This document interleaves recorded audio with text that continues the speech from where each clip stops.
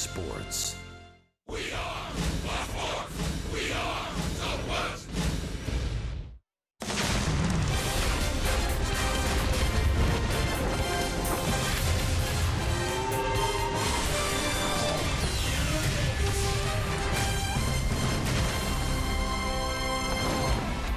With the division title secured, the Rangers have plenty left to accomplish. Primarily, the American League's best record. There's no doubt they're savoring a second straight West champion flag. But as you'd expect, their focus now turns to the ultimate goal, a world championship.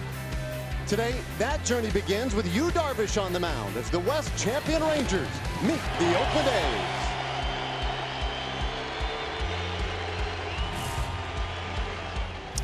From Oakland, California, it is the Rangers and the A's. Middle game of this three-game series.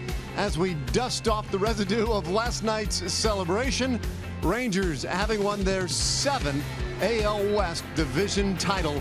And today, we'll give the ball to Yu Darvish. We welcome you inside. Hello again, folks. Ready to go. I'm Dave Raymond with Steve Busby. And last night, a blast. A lot of fun. Before, after, during the game. Out today, the focus goes to the best record in the American League so they can secure home field advantage in the playoffs. Yeah, it took a little while last night to kind of savor the win. And, yeah, moving on now. That was point one, win the division. Get into the playoffs. That's taken care of. Point two now is maybe securing home field advantage, which, depending on who you talk to, is a big or not quite so big task. But it's important for the Rangers going throughout the playoffs. If they can get home field, it would be a big advantage. They have just a half-game lead over the Indians and a one-game lead over the Red Sox. Right now, those three teams, the top three. Then farther back are the Blue Jays and the Tigers, currently the top two in the wild card standing. So it would be good if you could get the home field over the Cleveland. Cleveland's going to give you some problems, though, because of their schedule. A little bit easier than the Rangers if you look at the Rangers' record against sub-500 clubs. It's not that good. So Cleveland might have the advantage. Rangers are going to give it quite a run down the stretch. And the other piece of good news, too, Rangers do have the tiebreaker in case it comes down to that. And tonight, also, the penultimate tune-up for Yu Darvish as he takes the hill for the Rangers in the middle game of our three-game set.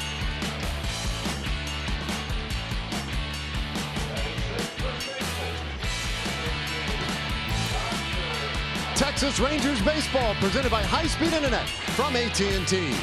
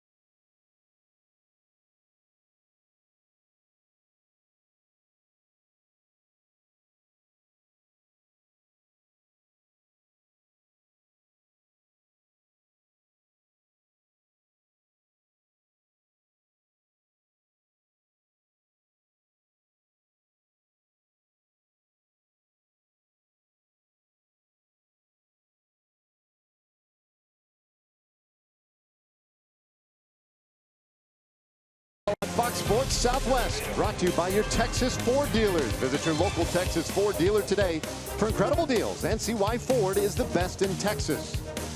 By AT&T, high-speed internet. Get a deal worth talking about. Get high-speed internet from AT&T. And by Southwest Airlines. Transparency, low fares, nothing to hide. Gorgeous day in the Bay Area. Ready to go on this Saturday afternoon. Middle game of our three-game series, and we check in with Emily Jones. Well, Dave, one of the great things about this team is the fact that there have been so many contributors along the way in order for them to reach their second straight American League West championship. And one of those guys, Matt Bush, who really came onto the scene like gangbusters and has been a solid contributor at the back end of that bullpen all season long. Everything he's experiencing now is for the first time. He says, though, it's important for him not to get too caught up in that. I feel like I have a really good feel for myself on the mound right now, and just the little things that I do, it's kind of toeing the rubber, stepping back from the mound, looking around at my infielders, try to keep it the same, you know. Also understanding myself and knowing where my strengths are at, and that's, you know, being confident and pounding the strike zones. And I asked Matt if he could have ever imagined being in this position when he started with this team back in spring training. He said absolutely not. To think of where we are now and the fact that I've actually been a contributor to this team is something that he's not quite able to comprehend just yet. Hopefully a lot more incomprehensible moments coming from Matt Bush and the Rangers the rest of the way, Dave. Yes, agreed, Emily, as we are set to go this afternoon. And Delano DeShields in the lineup today and leading things off. Raul Alcantara in his first pitch. Pass to short. Semien can't quite grab it. And DeShields on to start the first inning. First pitch. Take a look at the rest of the Southwest starting lineup for the Texas Rangers. 91 and 63 this year. Shields, then Jurickson Profar batting second. Nomar Mazara in right field. Joey Gallo in the cleanup spot as DH. Ryan Rua, Jared Hoying, and then Elvis Andrus, the one regular who really stands out in the lineup again today, batting seventh. Robinson Chirinos catching, and Hanser Alberto, the third baseman, will bat ninth for Jeff Bannister. And E6 as Marcus Semien commits yet another error, and he leads the American League among shortstops. It has been a struggle for him there, although he has certainly made up for some of that with his bat. His 21st error of the year has DeShields at first. Profar batting left-handed against Alcantara, and the count 1-1. Oh, you saw the lineup for Jeff Bannister's ball club, and facing Raul Alcantara, just a 23-year-old right-hander. Alcantara, you remember, got his first major league win against the Rangers last time out. Pitched very effectively down in Arlington, and this is his fourth big league start. 1-1 with that 5.65 ERA, rather inflated. Rangers were able to get to him a little bit, but he pitched pretty well overall, much better than he had in his first two starts. Pop up into foul ground, and Semien tracks this one down, and that is the first out of the ball game. So now Nomar Mazara, slightly different looking lineup today for Alcantara. Right fielder. Alcantara's arsenal this afternoon, mostly fastballs, and he'll throw a couple of different kinds. Throw that fastball and then what looks like a hard cutter. It's a little bit harder than his slider. The fastball slider, though, make up predominantly the majority of pitches for him. The changeup is an improving pitch. When he's been effective, it's been not a reliance on the changeup, but that has been his out pitch more so than his slider. It just has been inconsistent for him. Well, he was pretty impressive last Saturday back at Globe Life Park, and it was the same, or very, yeah, it was the same pitching matchup. He and Yu Darvish. Yeah, right. Little different lineup for the Rangers today, though. Yeah, no doubt. he's got a much different looking lineup. Yeah, we might mention it's a lineup, Dave, that we're not going to see all the time now. Going down the stretch of the last 8 ball games, you're going to see guys in and out of the lineup. But for the most part, Jeff Bannister playing it fairly straight up.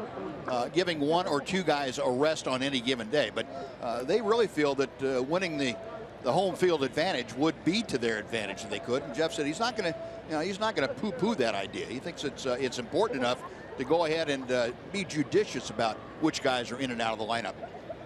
Well, so Nomar in there today, and Elvis Andrus in there today as well. 2-0 the count. Now, outside of that, you see a lot of guys in the lineup today who, particularly grouped together, you don't see that often. Today, the exceptional day in this remaining week and change of the regular season. Post-game celebration last night. And it's 3-0. Although it was, you know, as far as celebrations go, division title celebrations go, that was relatively controlled last night. Not many style points for that. It was the basic celebration. You know, I think some people might have been kind of surprised at how little exuberance the Rangers had. But, you know, they got the point across. They were happy. Shields going. The pitch, a strike. The throw to second. Not in time. 8th stolen base of the year for Delino DeShields. He might have caught Alcantara napping a little bit, thinking the 3-0 pitch, the runner's not going to go. I need to throw a strike. And Delino got a pretty good jump. Not much that Maxwell could do to throw out the speedy Delino DeShields. So the Rangers with a man in scoring position right out of the gates tonight, or this afternoon, and Nomar Mazara in a good leveraged count here at 3-1. Full count now. 275 average for Mazara, the 20 home runs, 64 RBIs this year, and among, if not the rookie leader in the American League in almost all the offensive stats. Yesterday, 0 for 3. And the clincher against Kendall Graveman.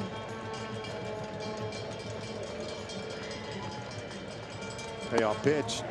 And Mazara strikes out swinging. There are 2 away. I'll take a look at the A's defensively today. Simeon has had some opportunities early on at shortstop, joined by Ryan Healy on that left side of the infield. Joey Wendell and Yonder Alonso on the right side of the infield. The outfield, Chris Davis in left, Jake Smolinski in center, and Danny Valencia, the right fielder. Bruce Maxwell back behind home plate, completing the battery with Raul Alcantara. Tall right-hander. And he delivers a strike to Gallo. Gallo 1 hit in 17 tries so far. Very limited opportunities in his 13 games. That 1 hit, though, went over the fence. And that's largely the great excitement around Joey Gallo as he has made his way through the minor leagues. He has power. He doesn't just have power. Prodigious power. Big time. Problem for Joey, as it is for a lot of young sluggers, contact, consistent contact. Cut down the strikeouts a little bit this year with Round Rock. We saw the 25 home runs. 1-2 the count. Now, should we get later in the ball game and need somebody off the bench for a big hit? I don't know how you choose. A couple of Hall of Famers and best bench in baseball. 1-2. Look good. Called strike 3, and Gallo down looking. Alcantara battles back after a leadoff error. And now Yu Darvish heading to the mound.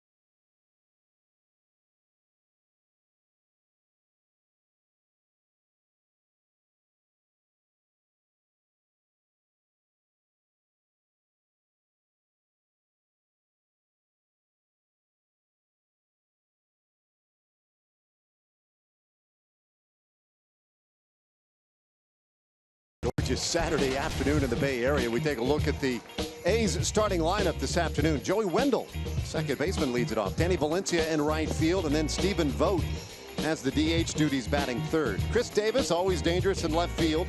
Ryan Healy at third base. Yonder Alonso at first, batting sixth.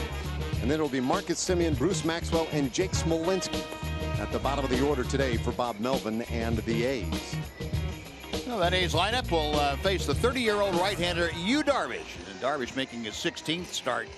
5-5 with a 3.81 ERA. The league, though, just hitting .229 against him. And if there's one team in baseball that Yu Darvish has some payback due, it would be the Oakland A's. Darvish just 2-9 against the Oakland Athletics, the only team that he has suffered more than 4 career losses against. And the A's have seemingly beaten him up pretty consistently. Darvish's breakdown, and this is subject to change in any given moment. About 60% fastballs and about 10% cutters, with the slider and curveball interchangeable. A few change-ups, mostly splitters when he goes to that change-up. But Darvish, the master of a half dozen pitches at least by his count. I was going to say there might be a few offerings that we don't even have up there that you could see today, and he pumps a fastball in there for a strike to Joey Wendell. 288 average for Wendell, and you see the on-base percentage at just about 320, right around league average. But he has been a bit of a find for the A's in this second half. He's done a nice job. And they have had an opportunity to give a lot of young players plenty of playing time in the month of September. Darvish wants him to swing over the top of a breaking ball. Was that the slider, the cutter? That looked like the cutter. A little bit harder than his slider. Might want to mention, too, this is the first time that Yu Darvish has thrown to Robinson Chirinos since April of 2014. And it's been a long time coming, and these two trying to get back on the same page and work together for the first time in a couple of years. The 1-2. Wendell fights it off. Yeah. Those two worked together 4 times in 2014 before Darvish fell to injury. But the last, 9 starts that Darvish has thrown have all been to Jonathan Lucroy, who you would expect most days. But today, these two reunited. And there's a fastball swung on and missed. Wendell down swinging to start the first. Well, joining Chirinos out there as we take a look at the Rangers defense, delivered to you by the New Braunfels Convention and Visitors Bureau. Chirinos, as we mentioned, behind home plate, forming the battery. On the infield left side, it's Hanser Alberto at third base, along with Elvis Andrus at short. Profar and Rua on the right side. And then the outfield, Jared Hoying in left, Delano DeShields in center, and Nomar Mazara has the start in right. A strikeout of Wendell, and now Danny Valencia. Valencia at 290 for the year, 17 home runs. Yesterday batted 5th in the order against Cole Hamels and had a couple of base hits. Fastball, and it's 1-1. Yeah, it's something you don't see a lot from right-handed hitters against Yu Darvish. Valencia, a 500 hitter. He's gone 5 for 10.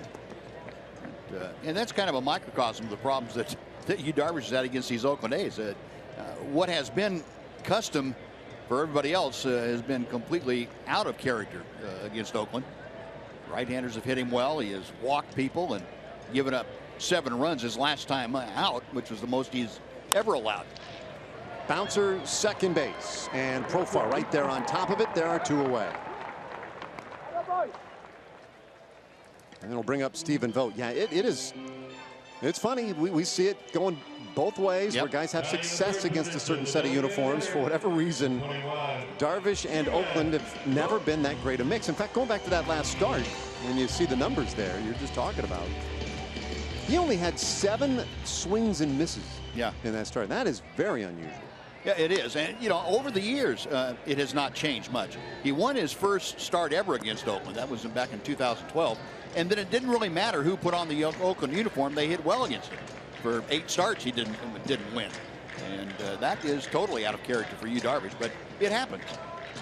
It's one of those things that there may not be an explanation that is based in reality about that. And this starts off Vogt with ball one. Stephen Vogt, .255 hitter, 12 homers, 50 RBIs. You see good numbers against Darvish in his career. And he'll take it inside. Darvish, big guy, 6'5", 220 pounds. And this has been an important year for him, coming back from Tommy John surgery. The 2-0. Didn't miss by much. And Darvish returned to the rotation this year, May 28th, in a game against the Pirates. And went 5 pretty good innings. And that one finds the outside corner, 3-1 to Stephen Vogt, but then would eventually exit the game June 8th against the Houston Astros. On 5 innings, but felt some tightness in his shoulder, and then it would be a little while until after the All-Star break before Darvish was able to return to the rotation. But it has been back and has been able to go out there every time in battle, and we've seen the velocity's been good. The off-speed stuff has been sharp. And a fastball right in there for a strike. It's a full count on Vogt. All right, our Kubota power stats today. This is since the All-Star break for Yu Darvish. Over 30% of the batters he has faced, he has struck them out. Second highest percentage in the American League. 3-2 to Vogt. Breaking ball, and that one a base hit into left field.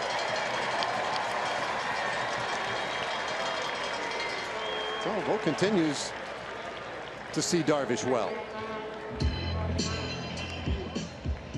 Yeah, Vogt a pretty tough guy when you get behind him, and he will take a lot of pitches. He's kind of a throwback to some of the A's teams of 4, 5, 6 years ago that had high on-base percentage and hit a lot of 3-1, 3-2 pitches that were in the strike zone, and Vogt getting a breaking ball on 3-2 and served it the other way for the base hit.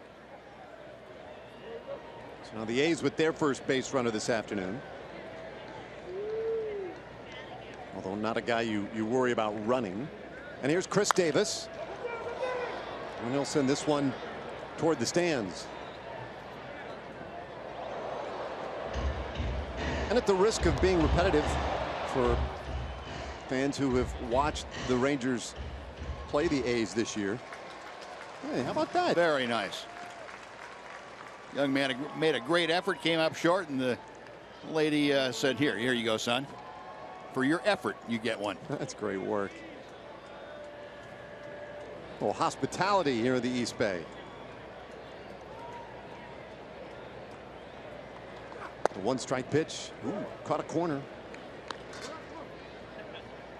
0-2 on Davis. In any case, the risk of being repetitive for those who've seen an A's game this year against the Rangers.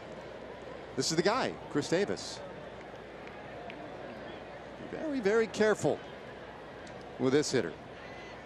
40 home runs this year, 99 RBIs. And a swing and a miss at a breaking ball. Got ahead of him and then put him away. 2 strikeouts in the first for Darvish, and we're scoreless after 1.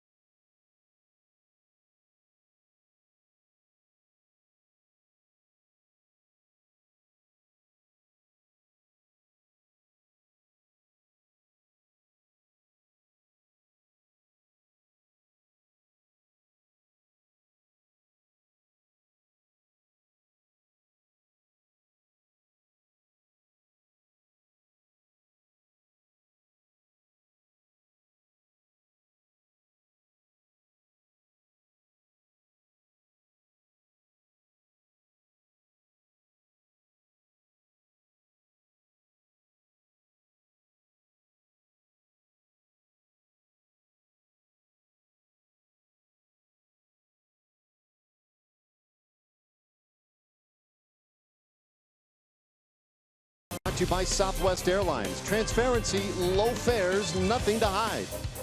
And by the all-new 3-row Mazda CX-9, meticulously crafted for driving because driving matters. 76 degrees on a sunny, gorgeous Saturday afternoon out here at the Odetco Coliseum in Oakland, and Ryan Rua takes a strike to start things in the second inning. .251 average for Ryan. 8 home runs, and they have come on the road. So maybe this plays right into his hands here today.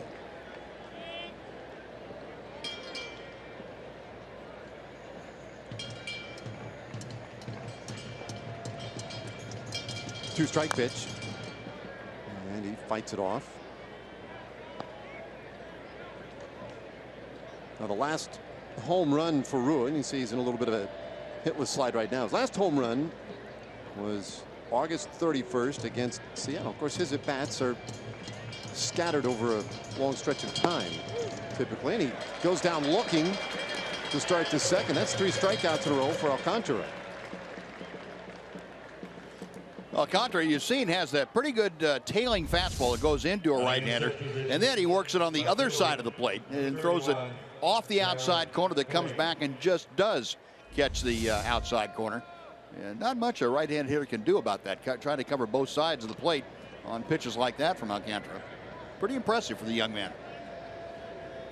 He takes care of the first man he faces, but Jared Hoying shoots one into left field and down the line. Hoying with very good speed, and he will round second and hold with a 1-out double.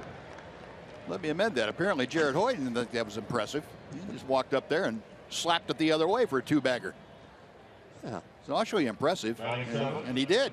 The first big league double for Hoying.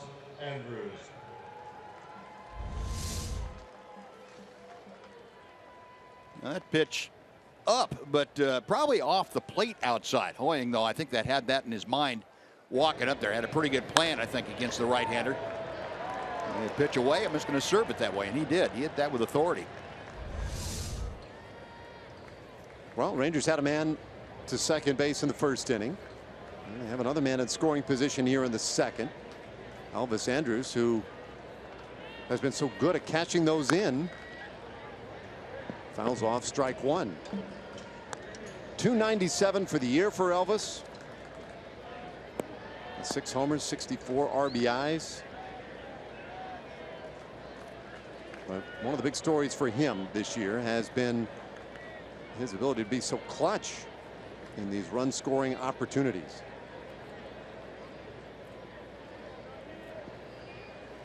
Alcantara. And it's 1-1. Andrus since late June.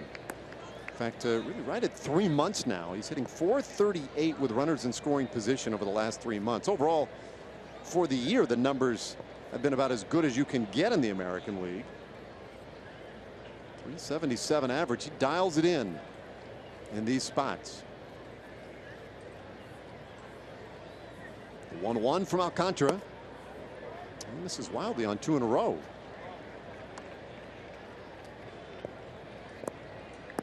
And watching Elvis last night, Dave, savor that final out that clinched the division title for the Rangers, getting the feed from Rougned Odor at second base, and just took that moment to really say, okay, we did it. We got back from the depths of despair almost last year, and now we're starting the push. We've gotten the division title, and it's time to move on. But boy, this sure feels sweet. At least that's the look he had on his face. And you know, I think what you're talking about too, a guy that's dialed in. He's very determined, Elvis is, to not make up for last year. You can't change what happened last year. You can't even make up for it. But you can be determined enough that that's not going to happen again. And as a matter of fact, this year is going to be even better, and it has been for Elvis and for the ball club. He's been a huge contributor. I mean, I could be wrong, but it seems to me more than anybody else on this team, over the span of these first 155, from a day-to-day standpoint, he's been as consistent, maybe the most consistent on this team. And he hammers the ball center field.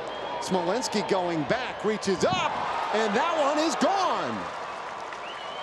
hit right off the top of the fence, and it's a 2-run shot for Elvis Andrus, his 7th of the year. Rangers lead 2-0.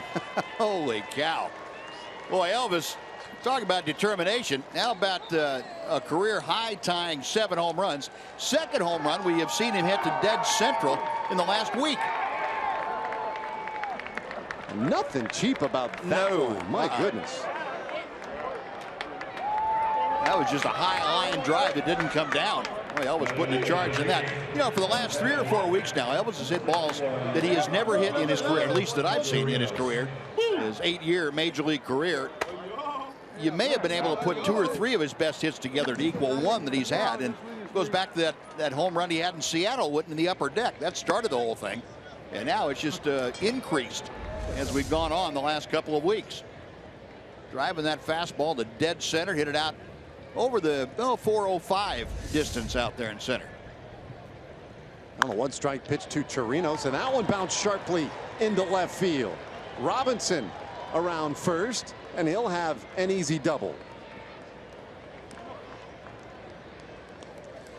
Well, the Rangers brewing up a thunderstorm here, and here's the first clap of thunder we saw from Elvis. He had a pretty good idea that was going to carry, and again, in this ballpark, in West Coast ballparks, daytime totally different than nighttime. You have a chance to get the ball to carry for you here in daytime, and Elvis didn't need much help there. That ball was ripped, and then Robinson Chirinos following with a very loud double into the left field corner. Boy, 3 straight very well struck balls off Alcantara. And here's Hanser Alberto and a roller up the middle. Semien will have a rundown with Chirinos. Back to second base, and Wendell's going to run him down. So that goes 6-5-4. Alberto on via the fielder's choice. Well, Robinson made a mistake in the first place of taking off and then second guessing himself. If he was going to go, he might as well just kept on going, and maybe he could have gotten in the line of Semien trying to make a throw to third. But he hesitated as soon as he said, I'm a dead duck. Well, he had a chance right about there. If he keeps going, he may be able to get in Semien's way so that he can't make a throw to third, and he'll take the out at first. But once he stopped, it was all she wrote. So 2 down for Delano DeShields. Rangers have jumped on the board first. The 2-run homer by Elvis Andrus. And Alcantara's first pitch right in there for a strike. The other thing on that play too, Dave, before we get off of it, that A's did a good job of minimizing the amount of throws so that Hanser Alberto could not advance from first to second while that rundown was being played out.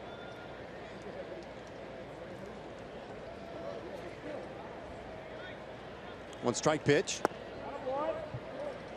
And it is 1-1 on DeShields. Now he reached on the error, stole second back of the first inning. And that's when Alcantara managed to battle back. A couple of big strikeouts in the first got him out of trouble.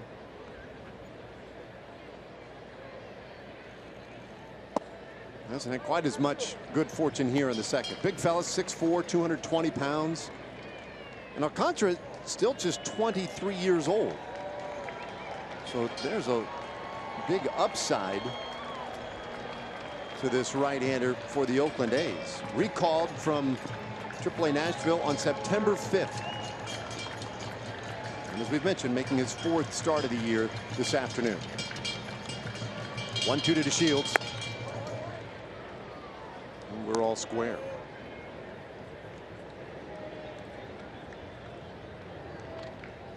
Alcantara, one of 7 pitchers to make his first big league start this year for the Oakland A's. That's a lot of inexperience that they have trotted out to the mound day after day.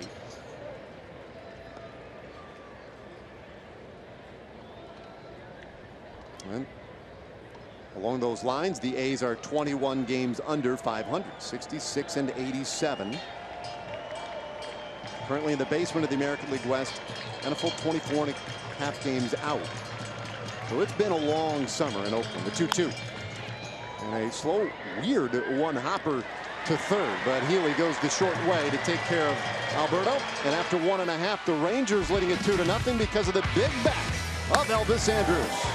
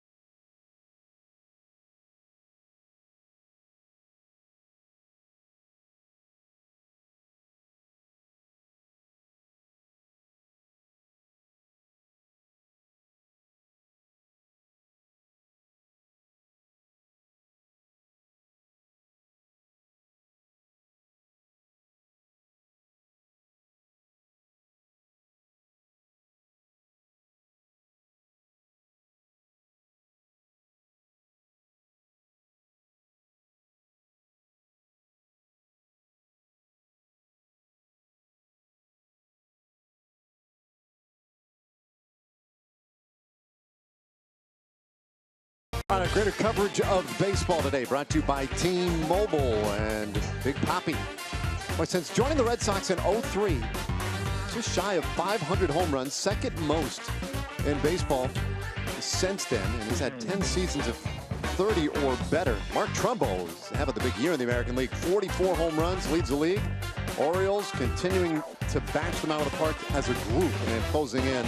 They'll fall short of their franchise record set in 1996.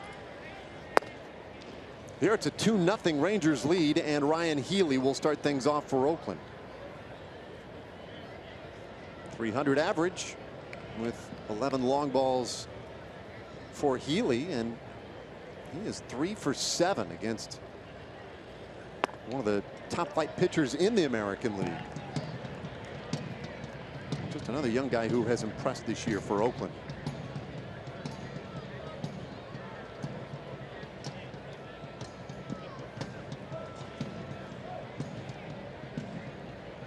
Healy, though, has struggled lately, 1 for his last 12. And Darvish can't get him to chase here. On the early going here, David, looks like Darvish has much better stuff today than we've seen him the last couple of times out. His fastball is pretty lively. It's moving very well and late. And his breaking ball is very sharp. And that's he hasn't had that combination the last couple of times we've seen him. Look at those numbers right there. 38% of his 2-strike pitches, they swing and miss. And this one is lifted to shallow center. The Shields with great speed, able to glide underneath it. And there is one away. Well, we talk about playing for home field advantage, trying to secure the best record in the American League. That's probably the top goal remaining in these last few games. And the other one is getting a guy like Darvish back into a groove, and he's well on his way so far this afternoon. Yeah, we talked about that last night with Cole Hamels last night, getting him going, and mission accomplished there. 7 shutout innings would tell you that Cole, maybe not where he will be, but certainly a big step in the direction of where he wants to go last night. Darvish, the same kind of thing. He has, we mentioned, better stuff today, and now it's the command of the strike zone, which again in the early going here, it looks like he has a much better idea of what to use on both sides of the plate this afternoon. He's not limited by his stuff to any particular quadrant of the strike zone. 1 strike pitch. Lynn 1-1 on Yonder Alonso. Veteran hitter, 7 home runs this year, who has never particularly enjoyed hitting against you, Darvish. .252 average.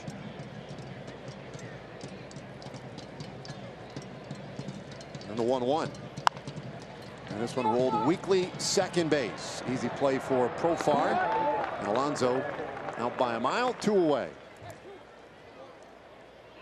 Last night, Hamels was, he was in trouble a handful of innings. But one of the other things that stood out was his, I guess, extended conviction. He never looked wobbly. Yeah. He always seemed to have great confidence in what he was doing and worked around a lot of runners. Yeah, he got into a couple of situations in the same part of the ball game that had bothered him before.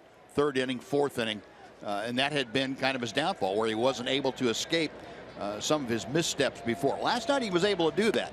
One on the double play, the first double play that Smolinski hit into, and the other, the great relay throw from Mazzara to Odor to Lucroy for the out at the plate on the best scoring opportunity that the A's had. So those 2 things, coupled with, I think Cole feeling, okay, I've gotten it to the point where I have some stuff to work with, and then he just took it to the A's. Simeon with a well-struck ball out towards center, but the Shields right there on the warning track, and it's a 1-2-3 for you, Darvish. That's what we have in the 3rd inning. 2-0 Rangers.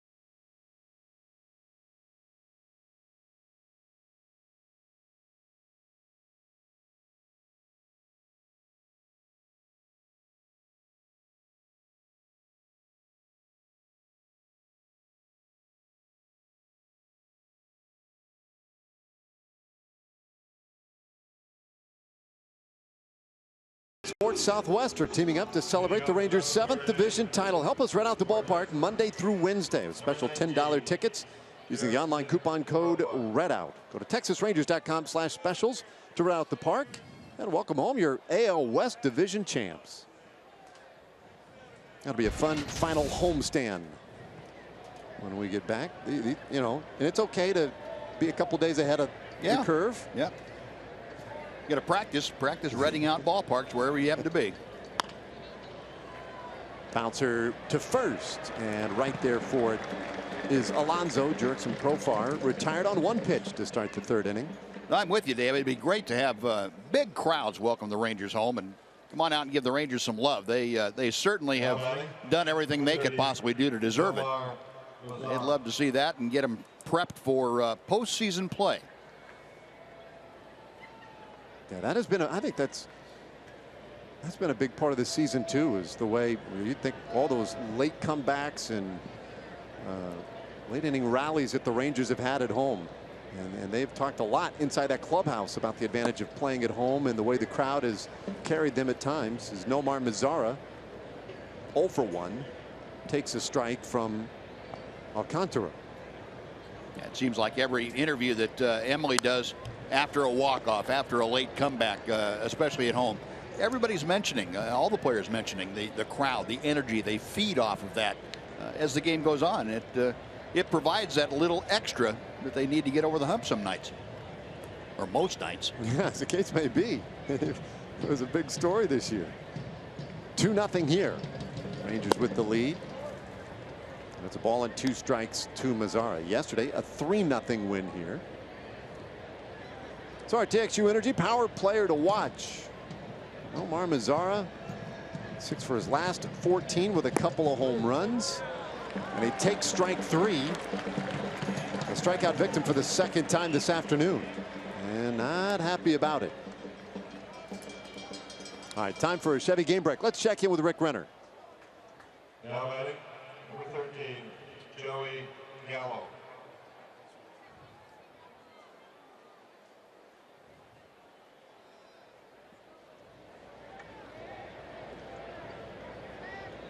All right, thanks, Rick. Joey Gallo, and he has started off with strike 1. He went down looking in the first. So the 3 and 4 hitters, Mazara and Gallo today. Alcantara has looked his best against these two so far.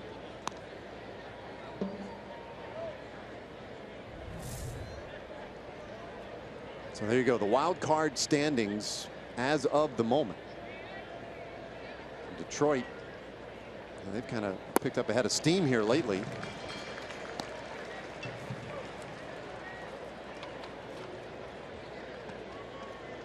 And that race a long way from being over, which is that's the nature of the wild card. Or maybe more appropriately, the fact that we have 2 wild cards now. 2-2 the count now on Gallo.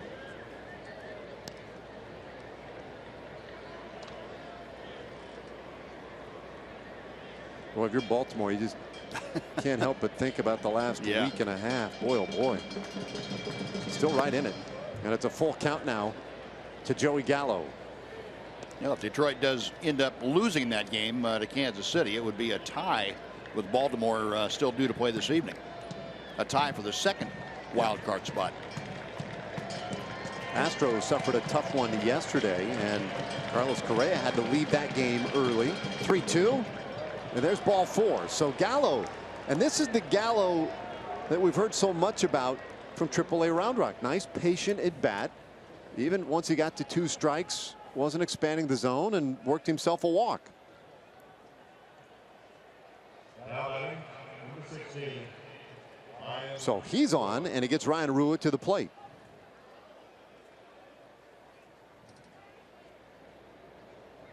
Rua went down on strikes to start the 2nd inning. He's 0 for 1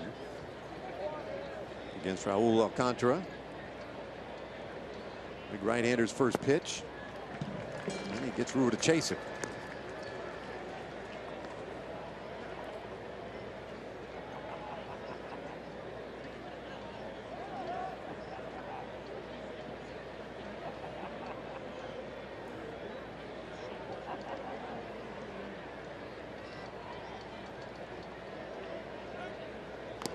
Keep an eye on Gallo. Big guy, but he can run.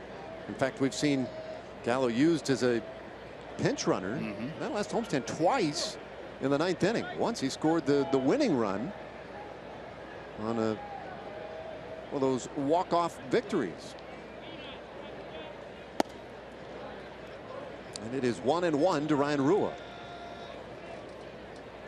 Alcantara, his last start was against the Rangers, his first big league win. Now, he shut the Rangers out on a couple of hits through 5 innings and had a 7-0 lead before Elvis Andrus got him for a leadoff single, and then Carlos Gomez hit a 2-run homer, and he left the game. A game the A's eventually won 11-2. And Rua sends this back up the middle. That's a base hit. Gallo's going to have to stop at 2nd, and Alcantara gets up and checks himself, make sure everything's there. That thing right at him.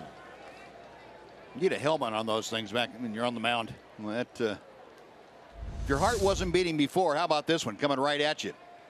Fastball away, and you can see it the whole way, and you see the contact, and there's not a thing you can do. It's coming back too fast. You can't even react to it till it's gone by you. That's when you start sweating.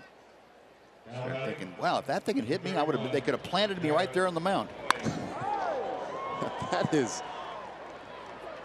so dangerous how quickly that gets right back on guys. Well, it's one thing, you know, for a 190 slap hitter to hit one back at you. You have a little time to react. But a big guy that takes a full swing, it's a screamer right back at you. Wow. Well, there's Hoying. He started the Rangers rally in the second inning with that double right down the third baseline. Boy, that ball came off the bat at nearly 105 miles per hour. When you're 55 feet away, yeah. I don't know exactly what that time is, but it's not much. It's not even time to scream real well. The 1-0.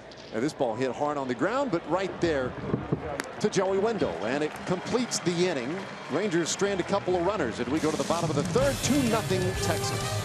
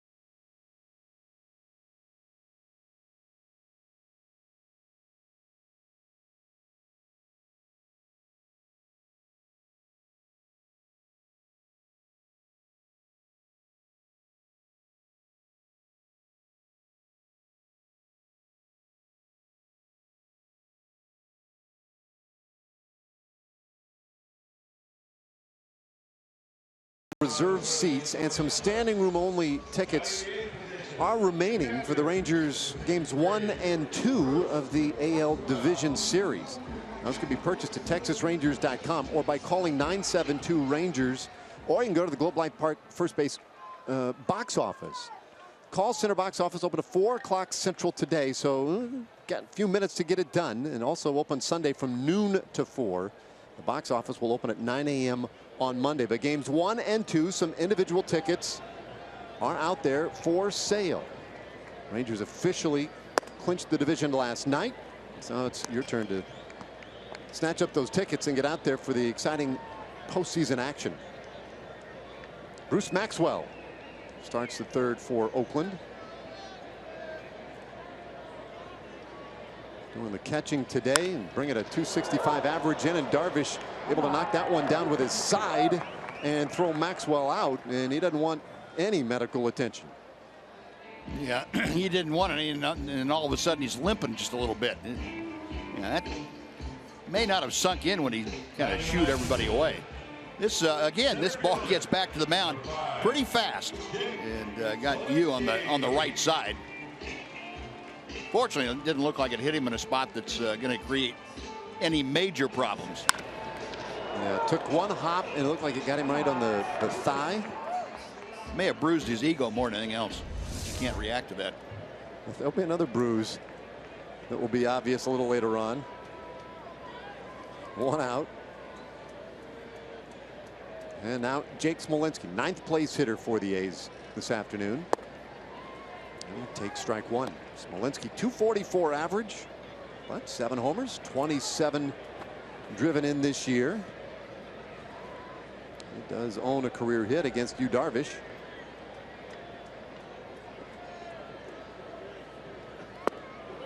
Got started. Did he stop? Yes, he did. First base umpire Gabe Morales. Palms down. It's 1-1. Smolinski last year split time at AAA between the A's organization and the Rangers organization.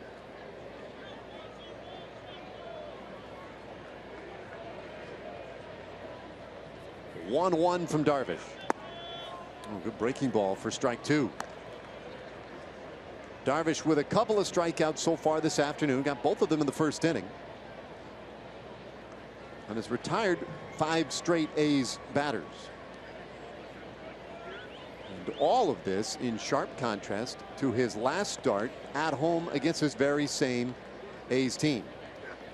And a slider. Did he go that time? Yes, he did. And Chris Conroy, our plate umpire, didn't need any help. Smolinski, a swinging strikeout, and there are 2 away. A better slider today. We talked about this in the first inning. At first blush, it looked that way, and the results are confirming that now as we go by inning, because this is not just a quick, short breaker. It's got a pretty good sized break to it, sweeping across, and the 2 playing where it's going down at the end also. And that is the Yu Darvish slider that helped him accumulate almost 12 strikeouts per 9 innings over his career.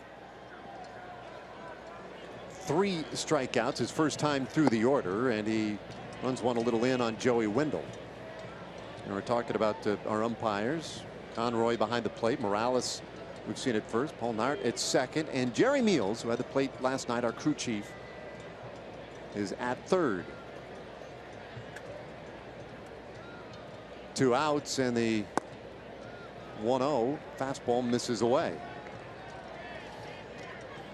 We showed a number earlier today on Darvish, and since the All-Star break, he's gotten a little better than 30% of his outs on strikeouts, and he's a little ahead of that pace so far this afternoon.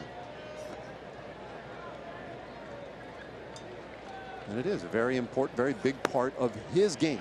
It's 3-0 now to Joey Wendell.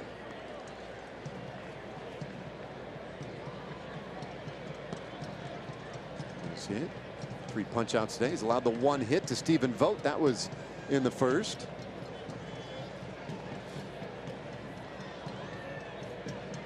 See if Wendell's taking 3-0. He is. And gets one grooved. Darvish averaging almost 11.5 strikeouts per 9 innings this year. The only one with a higher strikeout per 9 innings rate is Jose Fernandez of the Marlins. Full count now on Wendell, and Jose Fernandez, he's at like 12.5 strikeouts per 9. But the difference between the two is that Darvish has had basically that same ratio for his career. Yeah. and has logged a significant number of innings and starts. 30 years old, and for this stage in his career, most strikeouts of anybody who has come along. The 3-2, and he gets Joey Wendell swinging his 4th strikeout this afternoon. We go to the 4th, 2-0, and now we check in with Aaron Hartigan in our Rooms to Go lounge.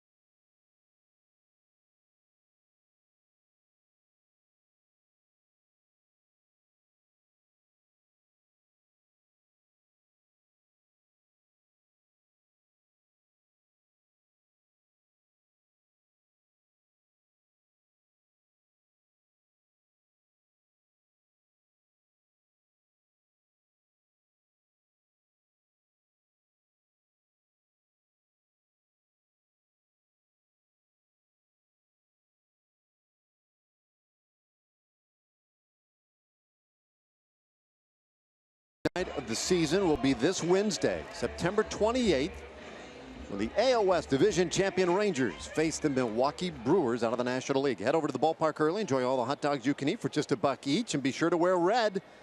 Use coupon code REDOUT at TexasRangers.com/specials for $10 tickets on dollar hot dog night. All kinds of bargains coming up on Wednesday as Elvis Andrus steps in to start the 4th inning for the Rangers. They lead 2-0. Now that home run he hit in the 2nd inning, 7th of the year, a career best for Elvis. 1-1 the count. Today batting 7th in the order, although lately he has found a lot of comfort in that 9th spot in the order. Really worked out well for him and for the Rangers. Little bouncer up the middle. Simeon to his left, and there's one out.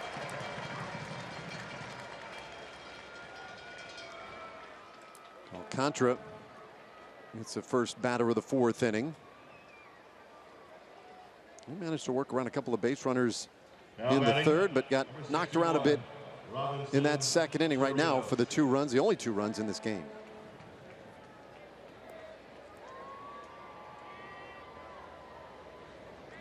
So here's Chirinos. He doubled in the 2nd inning.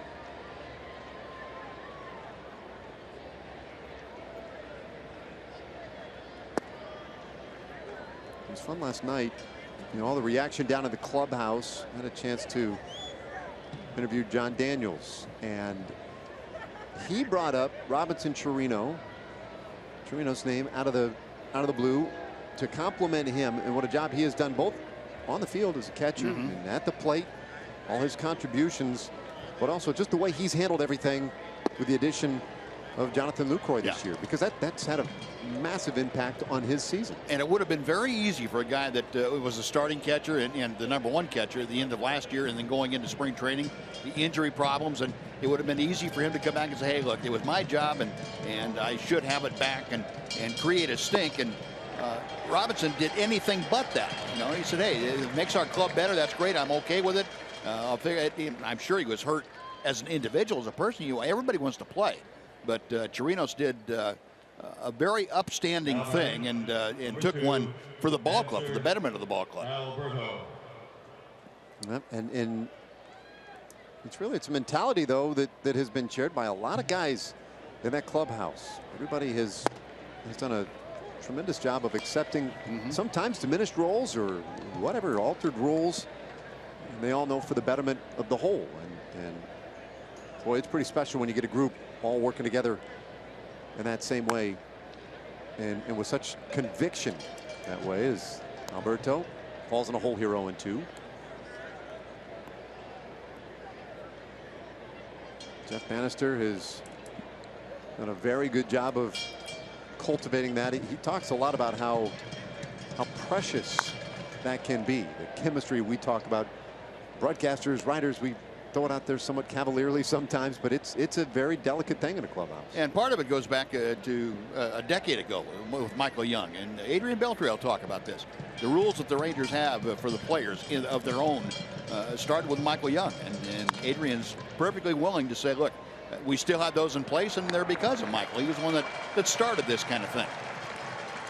Indeed, and they've carried over well here in 2016. 2-0 Rangers, bottom of the 4th coming.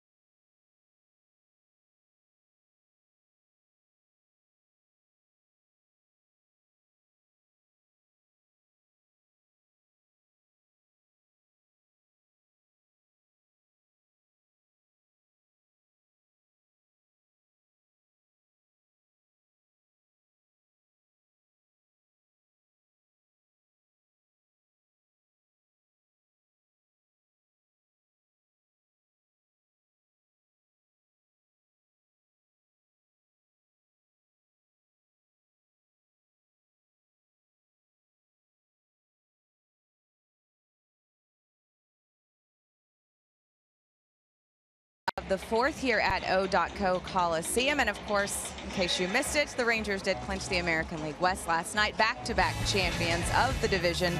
And a celebratory clubhouse really never gets old. So many guys having so much fun.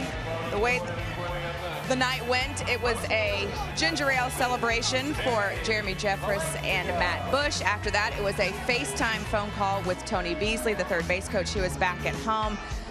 A toast to him, and then the corks got popped and the champagne started flowing. Lots of clothes were ruined. I'm pretty sure there's still a stench in the visitors clubhouse here in Oakland, but a good time had by all. And the Rangers came to the ballpark today, the champions of the division, guys.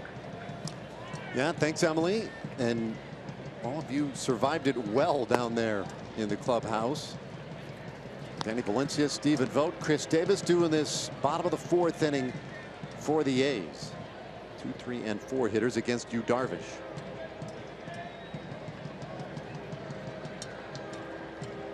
Valencia rolled out to second his first time up, and now on a hole 0-2. Veteran hitter. He's had a pretty good year. We've talked about it a little bit, Buzz. This is not an easy place for hitters, and those numbers bear it out for Valencia. Still a lot better on the road. Yeah, it's funny for the A's.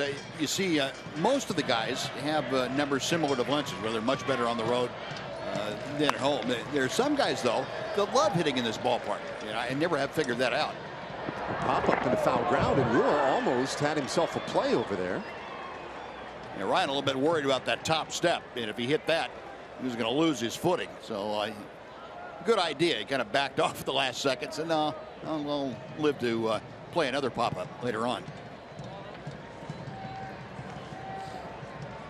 Now, this place, kind of the inverse of Coors Field, where you see big home road splits, but usually favoring the home numbers for Rockies players. It's a roomy outfield, a lot of space at foul ground. Ball doesn't carry well here on cool nights. Once that sun goes down and the fog kind of rolls in a little bit. And 1-2 to Valencia. You know, I think most of the guys you see that are good hitters in this ballpark, as opposed to on the road, are the guys that hit a lot of line drive, gap line drives that aren't affected by the cool climate that much. Bob Melvin's had a few over the years, but in general, the Athletics have always been a better road team for the reasons you delineated. Darvish just misses outside of that breaking ball. 1-2 on, or rather 2-2, I believe, on Valencia.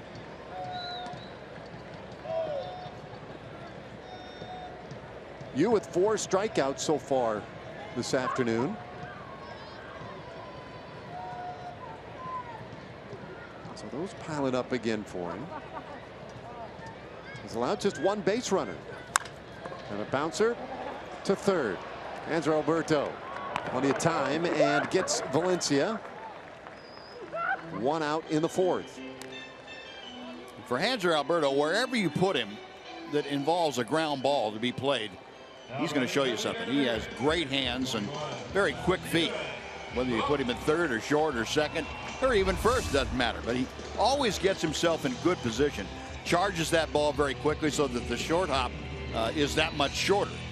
And he doesn't wait back. He makes the decision very quickly and gets himself in position to make the play very well.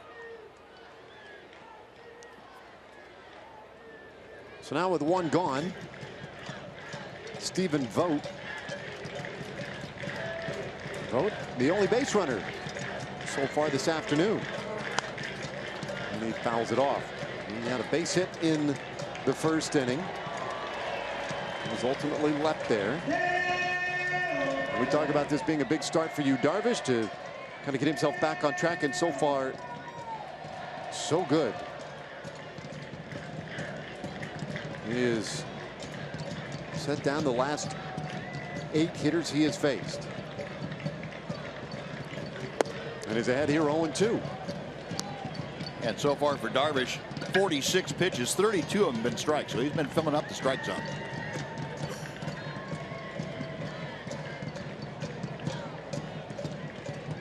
works from the stretch. Slight shift on the infield for Vogt to pull it, and he'll step out. And you see Andrews shaded up the middle at short. Profar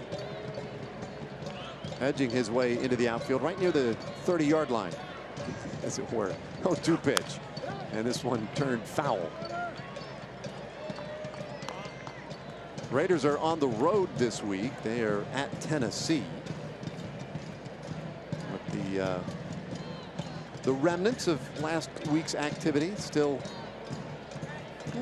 barely evident, faintly evident. Some of the yard markers, they paint over them nicely before the games to do their best to disguise those. Fastball's been working well for Darvish. And the breaking ball's been there as well. That one just missed. Yeah, and compliments to the grounds crew. They have this field in very good shape. Normally, once you play a game or two of football on this field, look out. You can get hops that go every which way. But they've gotten this this field in very, very good shape for this series. The 1-2. And it's popped foul out of play again. So Vogt giving Darvish a very good battle here in the fourth inning. You know, you think about all the ways in which the game has changed, let's say, from the mid-'60s. Whether it's altering the mound, the dimensions, the new ballparks, etc. The science of grounds crews and how well they manicure fields now and the conditions of the ballparks, that has been just an enormous change. Yeah, it has been, and also going to away from the multi-purpose stadiums where you're having football and baseball in the same ballpark. A lot of single-purpose stadiums, which has really helped the shape of the fields.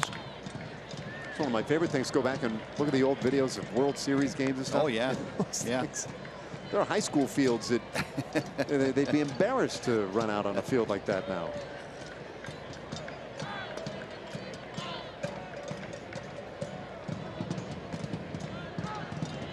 One ball, two strikes on Vogt. And Darvish looking for his 5th strikeout of the afternoon. And Vogt's going to make it hard on him. It's a pretty good at bat. It'll be 8 pitches deep when Darvish comes at him again.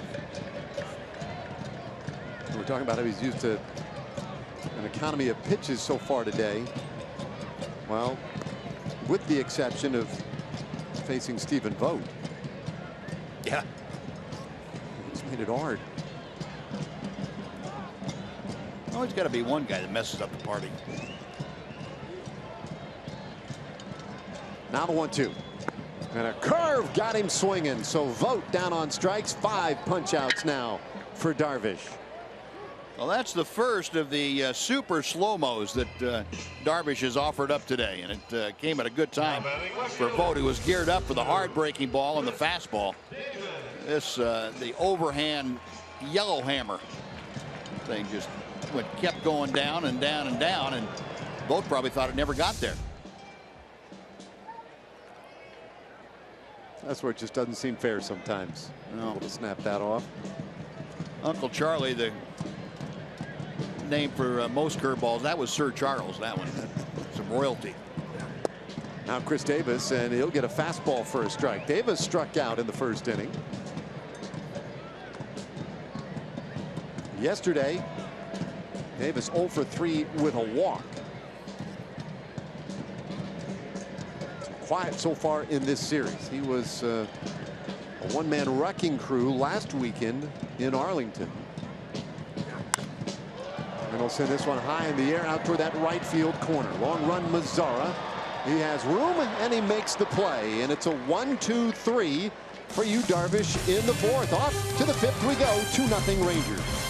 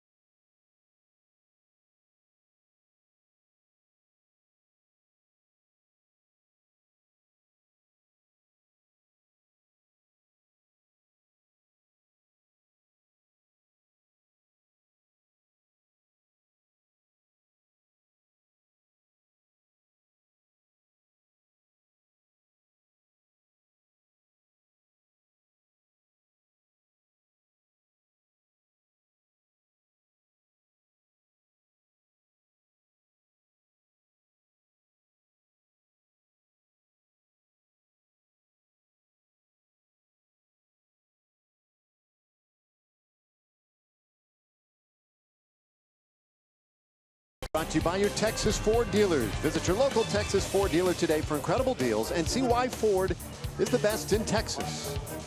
A view of the other side of the bay. The Bay Bridge off in the distance there. A lot of beautiful scenery out here, and this is the time of year to visit the Bay Area. Boy, boy. So here we go to the 5th. This is their 3-week summer up here. Enjoy it. Indeed. Delino has reached on an error. And on a fielder's choice, 0 for 2 today. Batting in that leadoff spot. So the Rangers today getting some guys some playing time after the celebration last night. Clinching their 7th division title. And the count 1-1 on to Shields. It's fun earlier today looking down to the bench. You could, depending on when you look down there, you could catch some of the veterans positioning outfielders, work with the infielders. So it's like a substitute teacher day in school or something. The guys just having fun.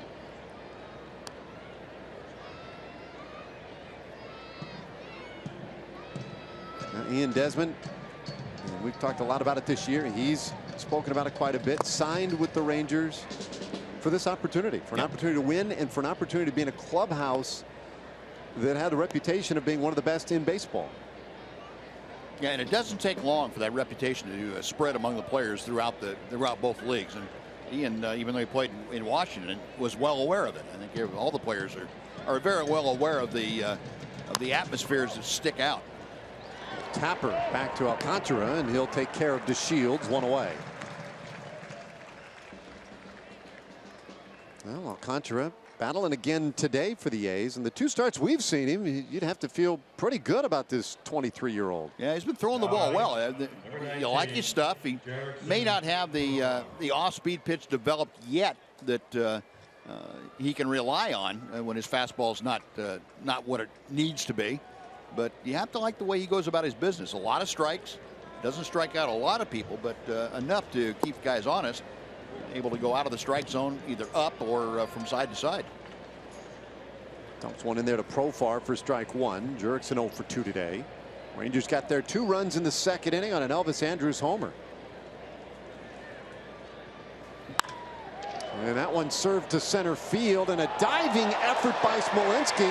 They're going to call it a catch, but that might be reviewed. That looked trapped to the naked eye. Sure did to the naked eye. And Jeff Bannister right on the top step. He's waiting to hear the result of a review by Bobby Jones and Adam Brenner. And you can look along with them at this play by Smolinski. Yeah, that's going to be overturned. That should not take long. No. Clearly trapped, so Profar will have a base hit once they officially review it. So the Rangers challenging the call on the field, which was out. And the fans here groaning it. 16,000 plus here this afternoon. Our replay reviews brought to you by Ford.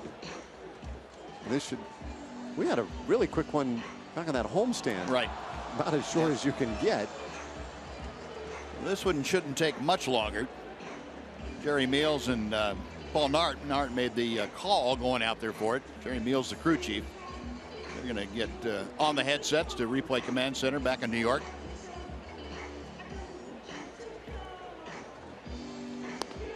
And all you need is clear and convincing video effort. I'm surprised, or video evidence. I'm surprised it took that long. Well, it's a long distance call, coast to coast. Carrier pitches don't work quite that quickly. And the weekend. I mean, of course, yeah, the weekend. That Yeah, adds to that's it. true. So Profar is on with a base hit.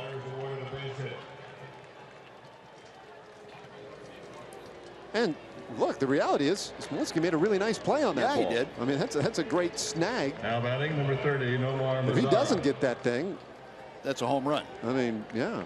That's an inside the park home run. That ball was hit hard enough. It rolls to the wall, and boy, in dead center field, there's nobody around to help. So Profar at first, and here is Nomar Mazara, and he hits one hard the other way. but high in the air and plenty of time for Davis, who had to fight the sun a little bit. Profar tagging, heading for second, and he's in there. Well, it looked like he got pushed off. Profar not happy with it. Little contact out there at second base. Spike Owen coming out to save him. Mazzara out on the fly ball to left field.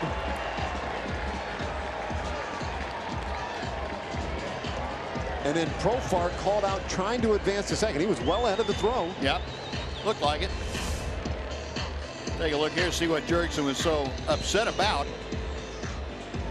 And he gets he comes off the bag with his foot. See, Wendell had his left foot in front of the bag, and Profar felt like he got pushed off with the foot. It's going to go down as a 7-6-4 double play, and it ends the inning. Halfway there this afternoon, 2-0 Rangers.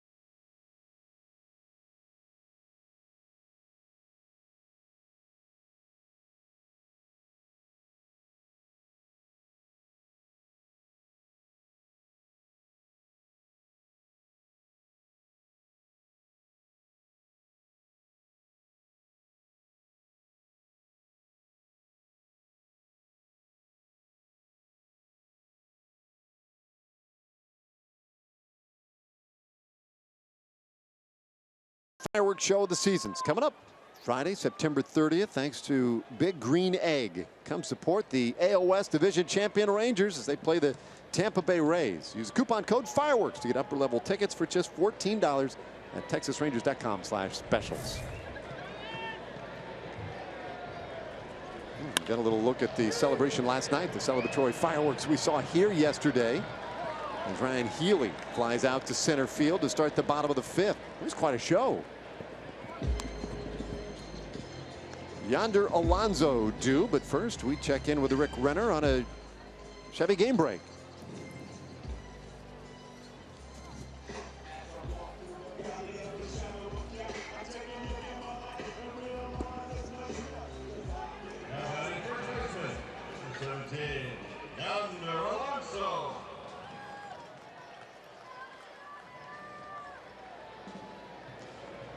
Yeah, thanks, Rick. They've been waiting for a while, it seems like. I mean, really, while they clinched early, that was all but decided around the All-Star break. They really had that one in control. And you know what? I say that, but you have to temper it a little bit. The Giants had the best record in baseball at the All-Star break. Forget the Cubs. Giants were the ones rolling, and now they can't get out of their own way. They're trying to hold on for a wild card spot. Now the 1-1 count to Yonder Alonso. The Cubs ready. Rangers are ready. And the postseason right around the corner. I'll tell you who else is ready. These A's are ready because it has been a long season. And there's strike two to Alonso. He was the final out of yesterday's clincher for the Rangers as a pinch hitter.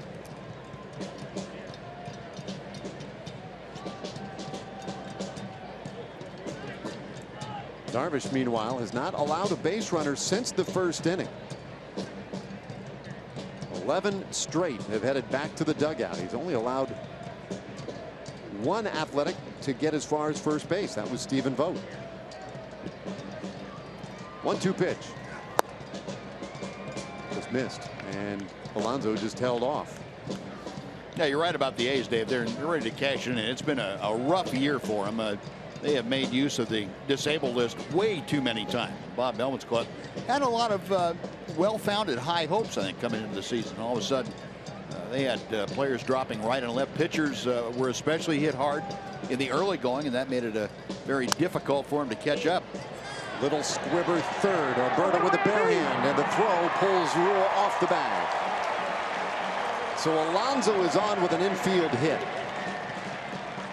And that's the first runner they've had in quite some time now. I am amazed that Hanser Alberto even made that a play where he could make a throw. Let's get it right off the end of the bat, and Alberto's shaded over toward the hole on the third base side and playing relatively deep. He had to come in, as you saw, a great bare hand, and a la Adrian Beltre throwing from down under. And had he been able to get the throw up a little bit, it might have been a bang play at first base. That is something else. Yeah, very impressive effort, but Alonso is on, and now Marcus Semien. That's right in there. Ooh, a little bit tight for a ball.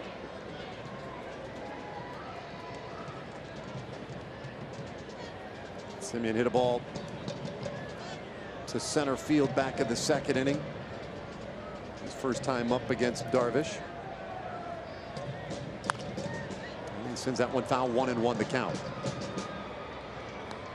The Rangers yesterday tied a franchise record for earliest clinch.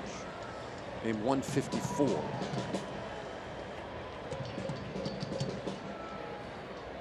And there was your winning pitcher, as he has been now the last 2 years in that deciding game. Last year, of course, was the last game of the season to the complete game 3 hitter against the Angels. Yesterday, 7 shutout innings, and line looks pretty good, but he really worked hard for that last night. I thought there were a lot of different elements to that start that you're very encouraged about Cole Hamels. Yeah, I think the thing you like as much, at least I do, as much as anything else, is that Cole got better as the game went on. He found his rhythm, he found his timing, and all of a sudden, after having a couple of problem spots early in the game that he was able to work through, he got strong and dominated the last 3 innings he was out there. And that's what you're looking for. That's what I know Cole was looking for. That feeling of, okay, I've got it now, and I put it to good use. Darvish loses Semien, and the walk puts a couple of base runners on for the A's in the 5th. So for the first time in today's game, Darvish will have a runner as far as second base to contend with, and multiple runners for the first time today as well. Good news for Darvish is he has the 8th and 9th place hitters coming up. And that walk to Semien, I know it's the first one of the day, but it's not one you would characterize as a bad walk. I don't think. He's in a 2-run ball game, Semien represented the tying run here in the middle innings. Working around him is not necessarily a bad idea, I think. And if you lose him, that's fine. You've got, as you mentioned, the 8 and 9 hitters up. But now you've got to go get Maxwell and, if necessary, Smolinski. Can't let them hurt you. Rushes one past Maxwell for a strike. He's been swinging it pretty well the last 10 games, though. Maxwell did dribble one back to the mound in the 3rd. 0 for 1 today. He's a good guy that you could, if you can get a ground ball from him, expect to turn to. 0-2 the count. We might not quite get to that. Darvish coming right after him with some good heat. They're set up for it, though. Andrews and Profar up the middle. Hands are off the line a little bit at 3rd. The 0-2 from Darvish, and he just missed.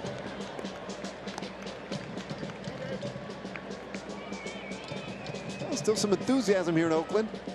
Or at the very least, an excuse to drum.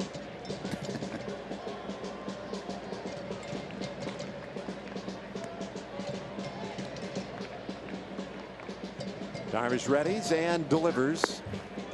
That one really whipped around Maxwell. I thought for a minute I heard a marching band somewhere. Saturday, figured there was a Saturday college afternoon. football game Yeah. right nearby. Now, Chirinos have to have a word with Darvish, and as you mentioned early on, Chirinos and Darvish, last time they worked together was 2014. Chirinos caught 4 games of Darvish's pitching in 2014 before he was, or rather, Chirinos got hurt. Here's the 2-2. There's a fly ball center field to Shields. A good break on it. And there are 2 out. Tagging at second is Alonso, and he will advance. The 2 away. Well, couldn't get that ground ball, but did get the out. Yep. Yep. Yeah, and he kept the tying run at first. That's the important thing. And getting the second out. Now you got to deal with the right-hander Smolinski. And it still takes a base hit, more or less, to get the run home with 2 out. He struck out Smolinski in the 3rd.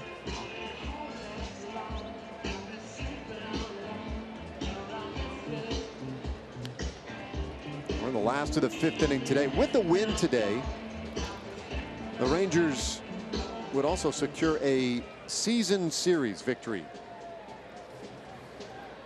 over the A's. They have 9 wins against 8 losses head-to-head with Oakland. First pitch to Smolinski, and that's a beauty right in there for a strike. I'm talking to Jeff Bannister today about the victory yesterday and how it compares to his experience last year, where he took it all the way down to the wire. Obviously, very different experiences. He said this one a feeling much more of relief. Good fastball, and the count 0-2 on Smolinski. But he also said he had that ability this year to just a little bit during the game sit back and enjoy some of the young players and some of the first-time coaches, and watching them deal with those closing moments. And he specifically mentioned Doug Brocale and Anthony Iapoce, and what it was like watching those guys as they were on the cusp of getting it done. The 0-2.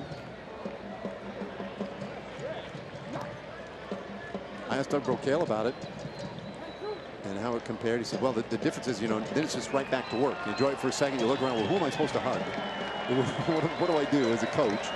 It's like, and then you celebrate for a few minutes and you think, okay, got to get Darvish ready for tomorrow. Yeah, that's right. What else is next?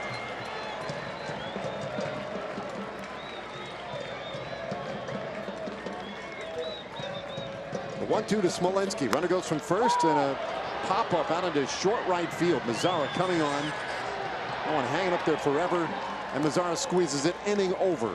A's leave a couple, and we go to the 6th inning. 2-0 Texas.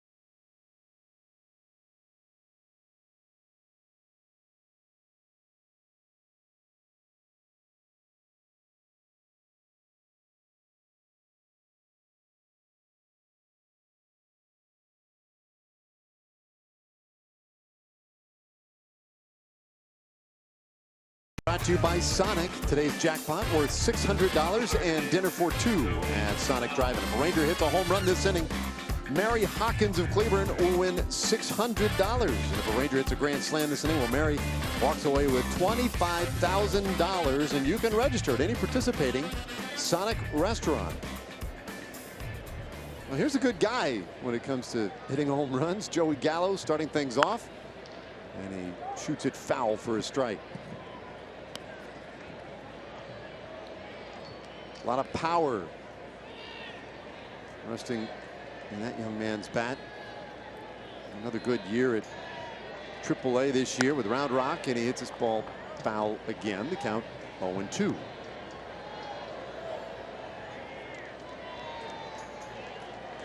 Gallo 25 homers, 66 RBIs, but that's just in 102 games with Round Rock. And he was third in the Pacific Coast League with those home runs. He'll go down looking to start the sixth.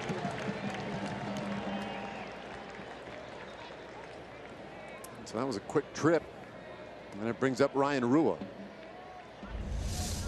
Yeah, a couple of quick swing foul balls, and then a cutter came in the back door, and all Joey Gallo could do was admire it all the way into the catcher's glove. Alcantara. Well, 6 strikeouts this afternoon for him. We got Rua in the second inning, and then Ryan got him back in the third with a base hit to center. 1-0. And that'll even things up. Alcantara struck out 3 Rangers last Saturday in Arlington.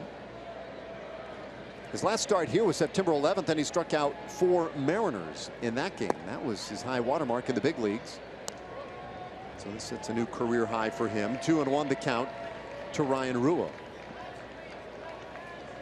You know, and looking back to his minor league starts this year, he was not a huge strikeout guy. There's a bouncer into center field, base hit for Rua. So he's 2 for 3, and he gets Hoying to the plate.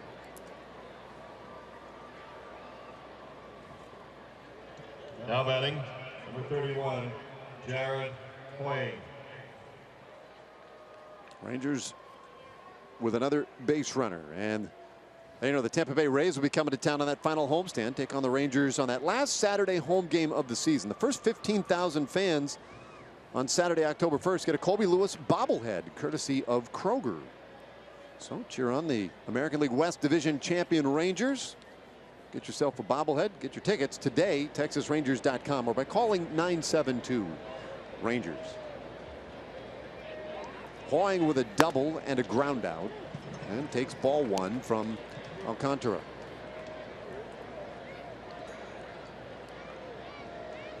Six strikeouts today for Alcantara. We mentioned a big league high water mark, but even at AAA Nashville this year, he did not have a start in which he struck out more than 6. This ball hit high in the air, just a soaring fly ball to center. Smolinski is there, 2 away.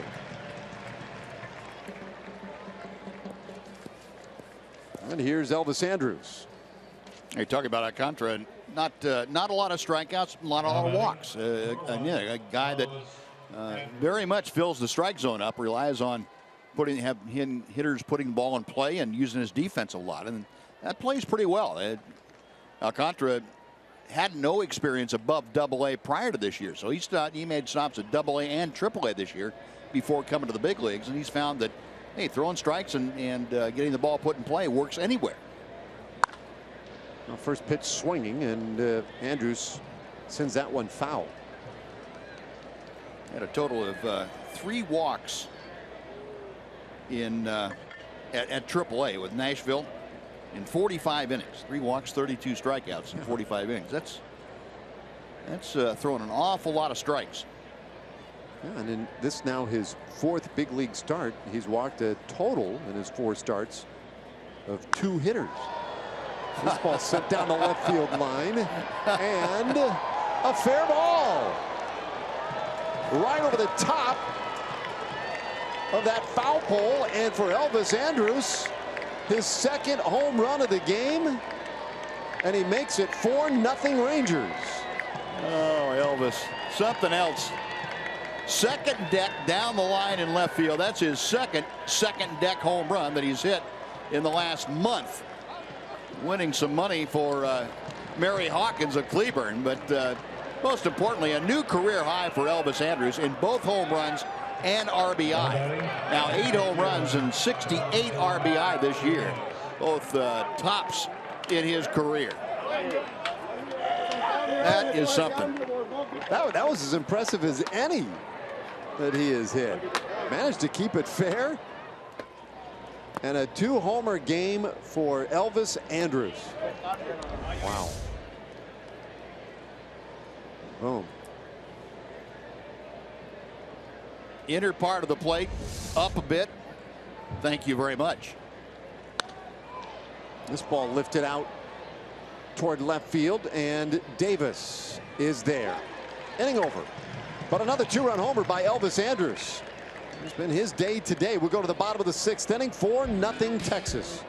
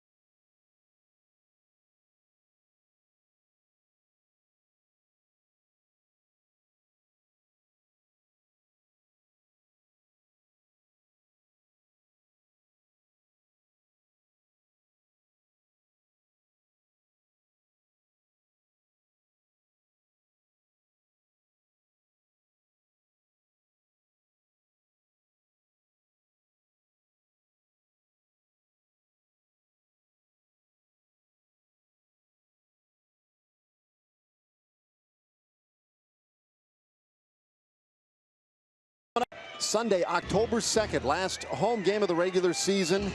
And you can join in on the fun. Fan appreciation festivities all day long. The AL West Division champion Rangers and the Tampa Bay Rays. Go to TexasRangers.com or call 972-RANGERS. Come on out to the ballpark. That is going to be a very fun day. The last of the regular season before we get going in the postseason. There's Babe Ruth. Great to see him here today. 2 home runs, giving him 8 for the season. And Joey Wendell fouls off the first pitch here in the bottom of the 6th. So top of the order against Yu Darvish.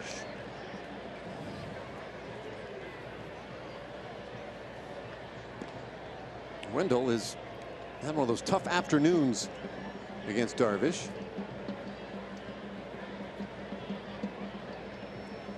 And Yu jumps ahead of him here 0-2.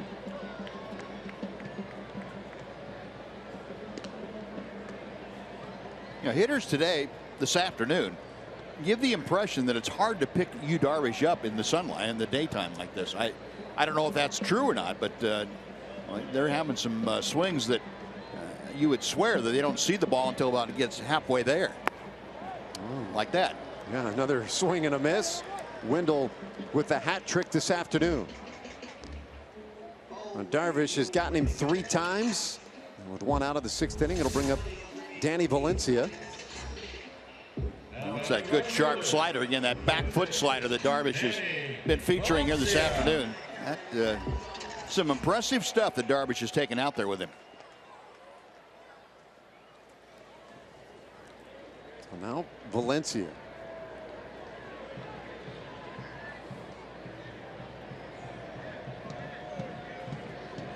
He has rolled out a couple of times this afternoon, and boy, he watched a very close one right there from Darvish, who takes a moment to discuss it long distance with Chris Conroy, our plate umpire.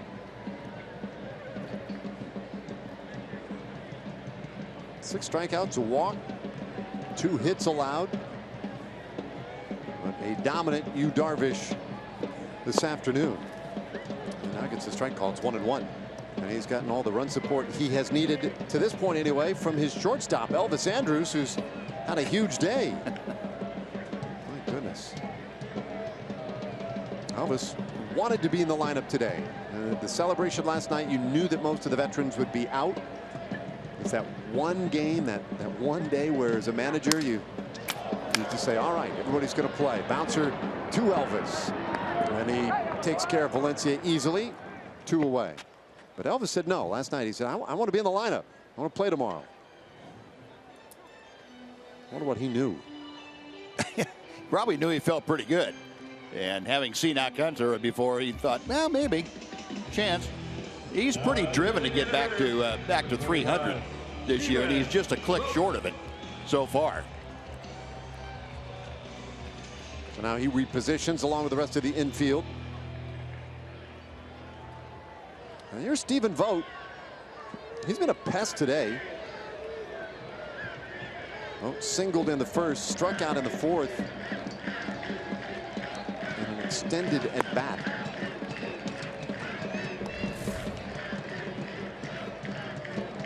So Elvis, you look at the day-to-day, first career multi-homer game. And those 4 RBIs, also a career-tying mark on what has been a career year. Swing and a miss at the fastball, and the count 1-1 to Vogt.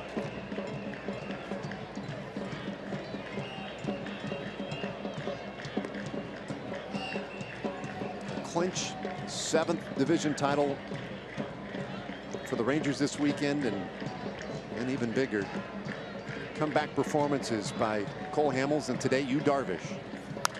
And this one shot foul. 1-2 on Vogt. Yeah, and so far in this one, very similar to what Cole Hamels put up last night. Yu Darvish shutting out the A's, through 5 2/3 so far. And Hamels, of course, last night shut them out through 7 in his outing. So if you wanted to get your 2 horses back on the right path, it looks like the Rangers have taken some pretty good steps toward that end. Or more importantly, it looks like Hamels and Darvish have taken pretty good steps toward that end. Tomorrow will be the final game of this 3-game series, and the Rangers coming back home. Colby Lewis tomorrow against Jarrell Cotton, and there's a swing and a miss. Vogt chased one in the dirt. Chirinos tags him out. 7 strikeouts for Darvish through 6 innings.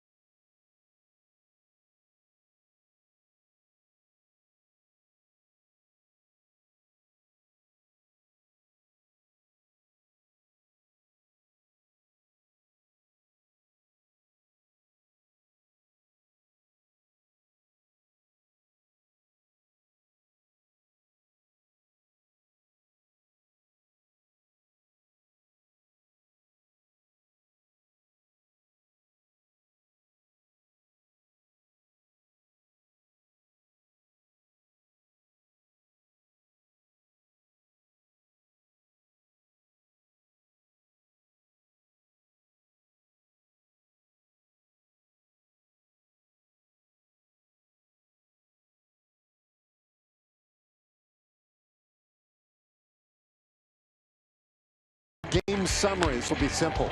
Elvis Andrus, 2-run homer the second inning off Alcantara, and that was a bomb. 2-0 lead, and then Yu Darvish has been on his game today. 7 strikeouts through 6 shutout innings. Elvis not done. Another 2-run homer, this one down the line in the 6th inning. First multi-homer game of his career. Well, he has driven in all 4 today. Rangers lead it 4-0, and they have, at long last, knocked Alcantara out of the game. And Elvis has left the building twice. It's good. So Zach Neal is on in relief, and Hanser Alberto leading things off in the 7th. And Zach, the 26-year-old right-hander, I think that 27-year-old right-hander, excuse me, out of Flower Mound, Texas, went to University of Oklahoma. Originally a draft pick by the Marlins back in 2010. Saw Zach pitch a couple of times in the series down in Arlington in front of his home crowd. It was 1-1 to Alberto, and a bouncer down to third. Healy on top of it. 1 out in the 7th inning. And so now back to the top of the order for Neal. He was recalled from AAA Nashville in late July. And 4 stints this year with the big club. 1-3 record, a .377 earned run average. Very good numbers. This is his 14th appearance. He's made 5 starts this year in addition to his work out of the bullpen. So that's a big year for Zach Neal in his first offering to DeShields off the plate. Delano 0 for 3, reached on an error, stole a base in the 1st inning.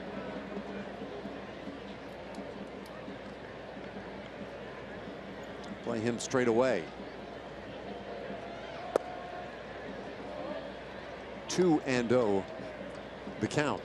Last year Neal started the year at AA Midland and worked his way up to the Pacific Coast League with AAA Nashville.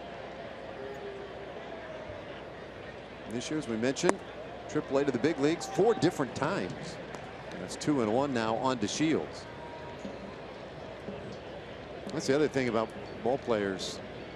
You know, that lifestyle up and down like that. You really didn't have to do a whole lot of that, did you? Not a lot, no. I would think that moving around from team to team, boy, that adds an additional stress. DeShields, it's this ball out to left, but right to Davis. 2 away. Yeah, it's harder on the family than it is on the players. You know, packing everything up and moving, and then having to pack it back up and moving back, and yeah, it gets a little bit old. Anybody that's moved can understand that. Yeah, yeah. I would think the amount of time spent just trying to get cable installed. Now it's a new era, so maybe guys don't do that as much. But boy, back in the day, you waste a whole day waiting for that cable guy to show up. Yeah, it's still noon to 4. Here's Profar. And an interesting day for Profar. 1 for 3. And he got that hit of the 5th inning and then was trying to advance on a fly ball to left field. Was there well ahead of the throw, but came off the bag, was tagged out, and was not at all happy about it.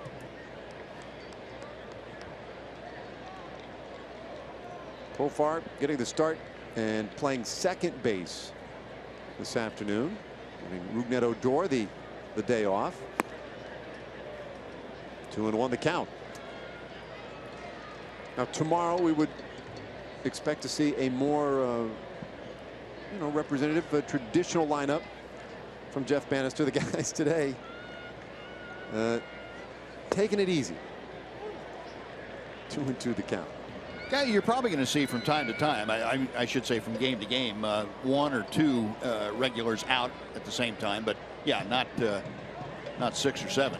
Yeah, because they still have some work to do. There was a time where it looked like they would cruise in, not just with the division title, but likely the best record in the American League. Little bouncer first base. Alonso has it, goes to the bag and completes a 1-2-3 for Zach Neal. Well, it's tightened up a bit for the Rangers, but they lead this afternoon 4-0.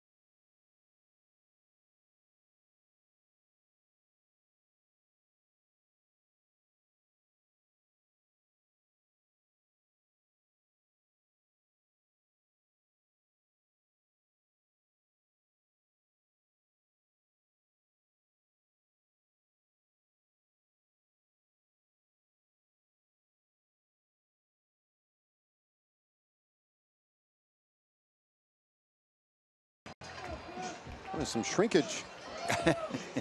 Not much left.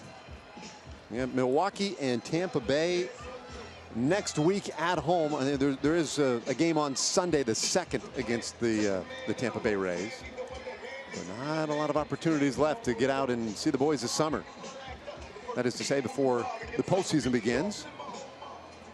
And we have one final road game tomorrow here. Well, today, Yu Darvish, 7 strikeouts through 6 scoreless innings. Cole Hamels 7 shutout yesterday in his start.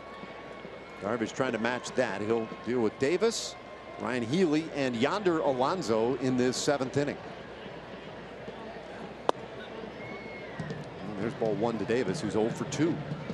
And that's worth headlines in itself. Yep. Took an 0 for last night. And 0 for this afternoon. Reason for breaking out the champagne, at least for the. Maybe that's what they were doing last night. Could have been. Could have been. Here's the 1-0. And a big swing and a miss. A remarkable 10 of his 40 home runs this year have come against the Rangers.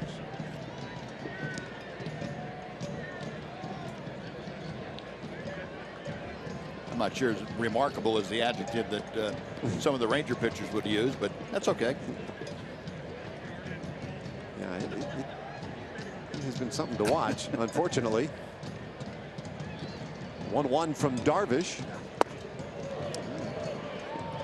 And keep him off balance a little bit. There's some activity now. Shepard and Claudio loosening it up down there. Darvish closing in on 90 pitches for the day. Of course, working on extra rest. His last start was last Saturday.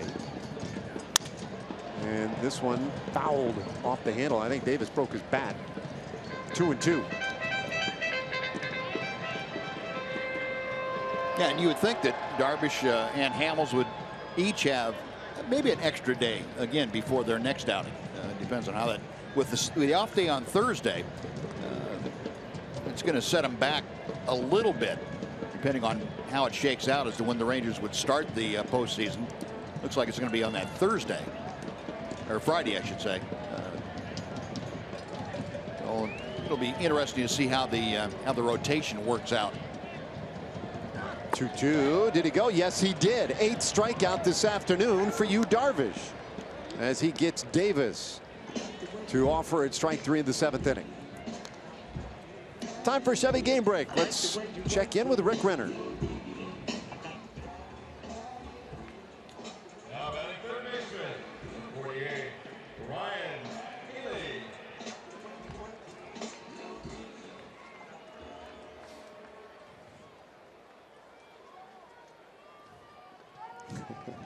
All right.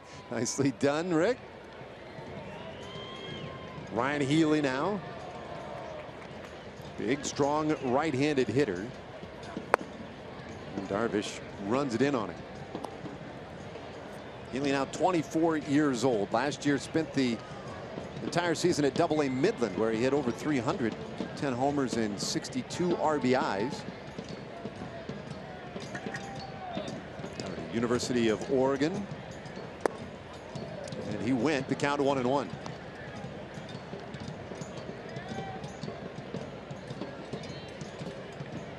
So Darvish trying to get through the 7th inning. It would appear that he would be done. Very good outing today.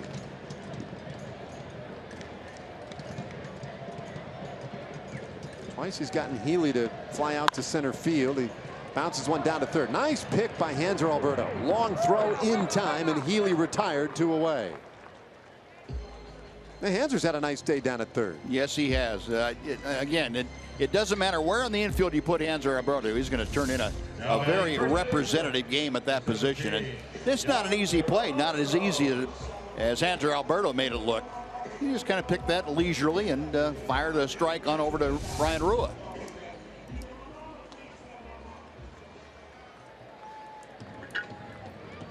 You get to watch that guy do it every day. You're bound to pick up something. Beltre just relaxing this afternoon. And he was the offensive force last night for the Rangers in the 3-0 clincher. Now Yonder Alonso, who is 1 for 2 this afternoon for Oakland. And the Rangers last night tallying all 4 of their hits and all 3 of their runs in the span of 4 hitters. It happened in a hurry. 5 hitters, I'm sorry. 5 hitters. Yeah, it happened in a hurry. They bunched them together and got the job done. Kendall Graveman, who had the start yesterday for Oakland, was perfect through 6 innings. And there was no mistaking it. He was just dealing. Yep. And really the breakthrough moment, Carlos Gomez with a bouncer down to third just kind of hung a little bit and went deep in the hole. He was able to beat it out, and you knew off the bat that was going to be trouble. And then look out below, because the Rangers got it going at that point. Seemed to unnerve Graveman perhaps a little bit. And the damage was done. The 1-1. Did he go? They want an appeal. Yes. Jerry Meals. As Alonso went around, and the count 1-2.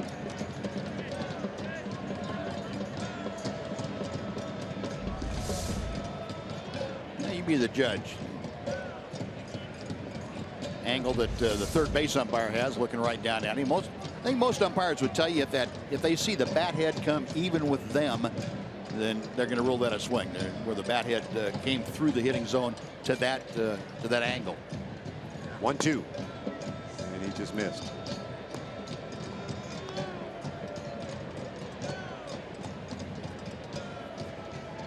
Just 2 hits this afternoon for the A's, and they have also had 1 walk. Alonso had 1 of those hits.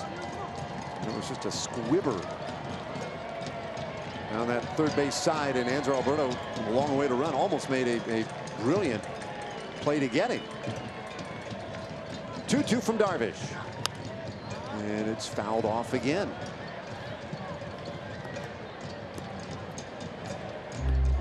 Rangers, meanwhile, 7 hits today. 2 of them left the yard, both off the bat of Elvis Andrus. He did it in the 2nd. He did it again in the 6th. Rangers trying for their 92nd win of the year. 98th pitch of the day for Darvish, and the 2-2 just a little bit low.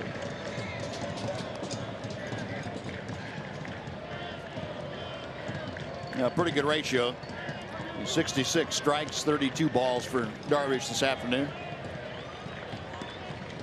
Just the one walk and 8 strikeouts. So it has been a good afternoon for the Ranger right-hander.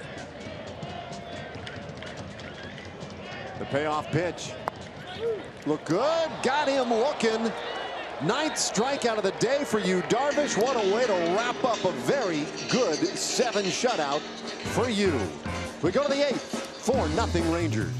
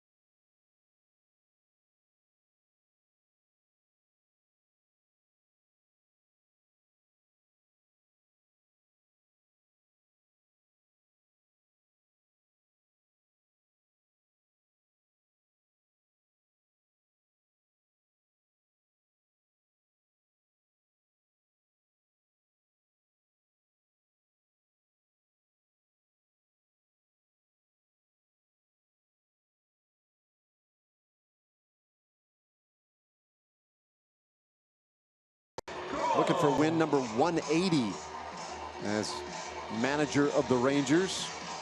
We talk about first 2 seasons. Well, Buck Showalter 160 in his first 2 seasons. Back in 03 and 04, Banny definitely the best start as a manager in franchise history. And did something yesterday that very few have ever done since the advent of 3-division play back in 1994. He is one of now 3 men to lead his team to division titles in his first 2 seasons. Bob Brenly in Arizona, Ron Gardenhire in Minnesota, the only other 2 to do it. 8th inning, Nomar Mazara leading it off. Daniel Coulombe is the new pitcher. It's 1-1. Coulombe used quite a bit by the A's, especially in the second half. 32 appearances now, a 3-1 record. League hitting just .228 against him. That kind of belies the .495 ERA. Coulombe played his last couple of years in college out of Texas Tech. He was originally drafted by the LA Dodgers.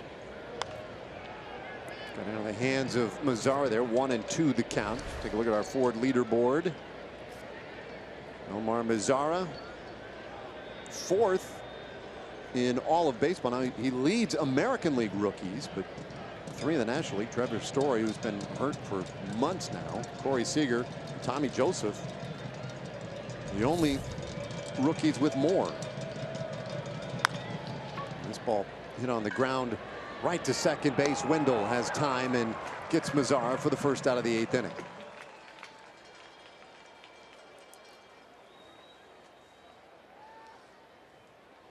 Zach Neal did a nice job in relief for the A's. Pitched a perfect 7th inning. He came on for Raul Alcantara, who went 6 today, gave up 4 runs on 7 hits.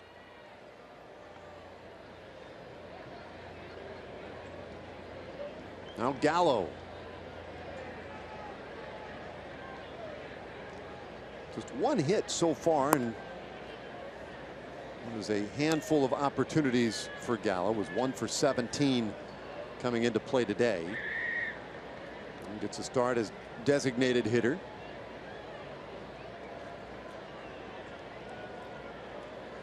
Coulombe Evens it here at 1-1. I mentioned that we wrap up this series tomorrow with Colby Lewis against Jarrell Cotton, and well, that'll be another important start. Yep, will be.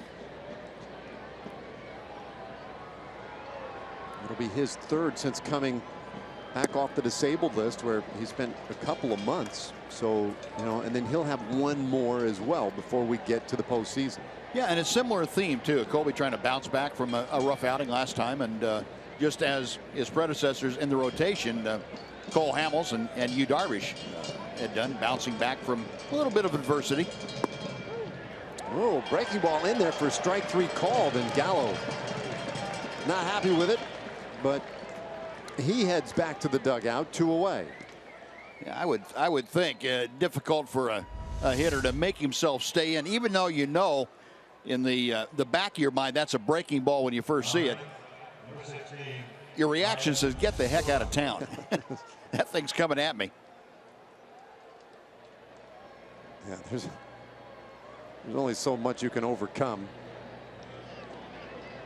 Reflexes are pretty powerful. So 2 out. And here's Rua, who scored in the 6th inning. A 1-out hit, and then a little bit later came in on the home run by Elvis Andrus.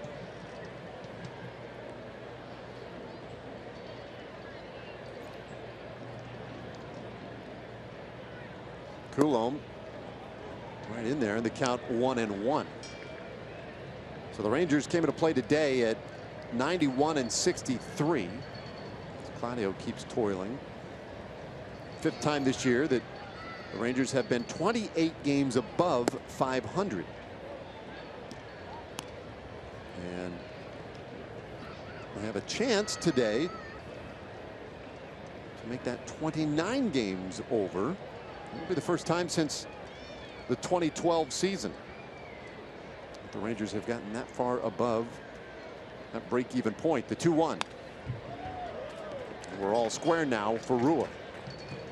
Yeah, in the year 2012 and this ballpark, Oakland Coliseum, bad memories for the Rangers. Coming in here with a chance to wrap up a division, last series of the year, and ended up not getting it done. Losing 3 straight to the A's.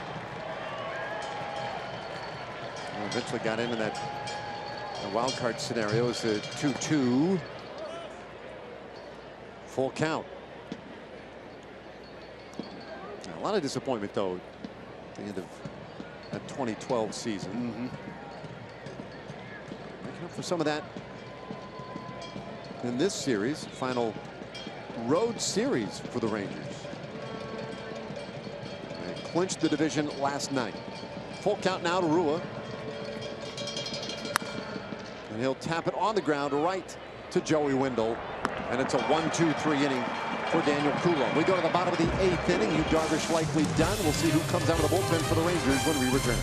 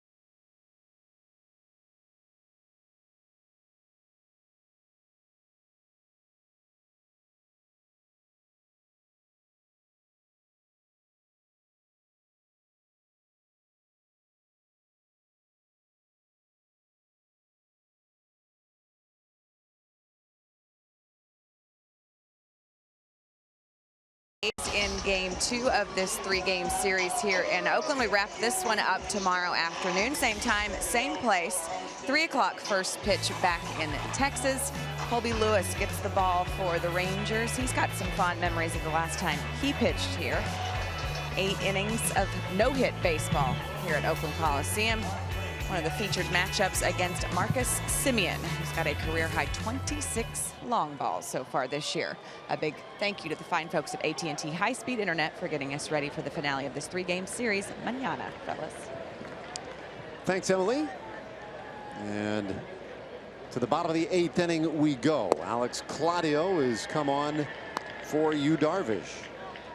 Well, Alex, a continuing story, and it's a big one for the Rangers because he has stepped up and done a great job coming out of the bullpen in middle parts of ball games, the 7th, 8th inning at times. And when a team has been swinging the bat well and needed somebody to come in and put a stop to it, Alex Claudio has done that, and he's given Jeff Bannister more than 1 inning.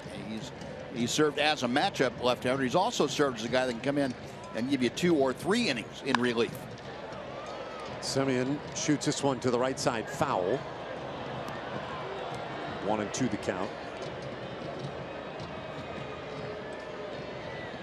I tell you what, we talk about guys and their value and who's been most valuable, who's done this one, and there are a lot of guys that you could point a finger to and say it'd be hard to imagine things haven't gone this well without guys like Alex Claudio. Yeah, agreed. That one shot into right field, base hit. Semien is aboard, just the 3rd hit this afternoon for the A's.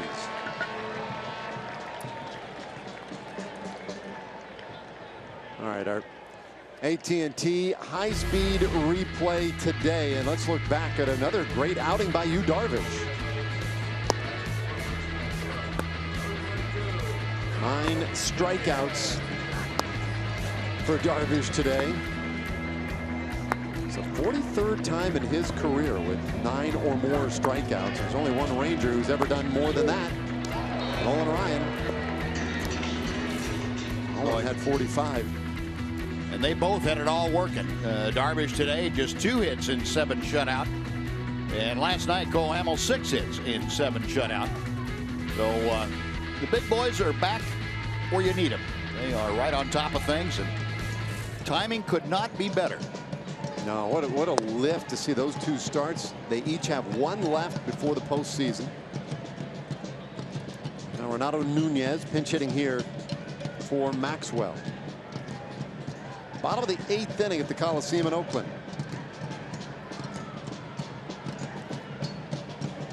Seems like Nunez finds his way in just about every game these 2 teams play. If he doesn't have the start, he will get in late as a pinch hitter. Yesterday was the DH. And went 1 for 3. He has an intriguing bat for the A's. They're interested to see if they can get him some regular at bats, how he might be able to produce. It's been a struggle up here at the big league level, but all along the way in the minor leagues, he's been the guy who has provided very good power and run production.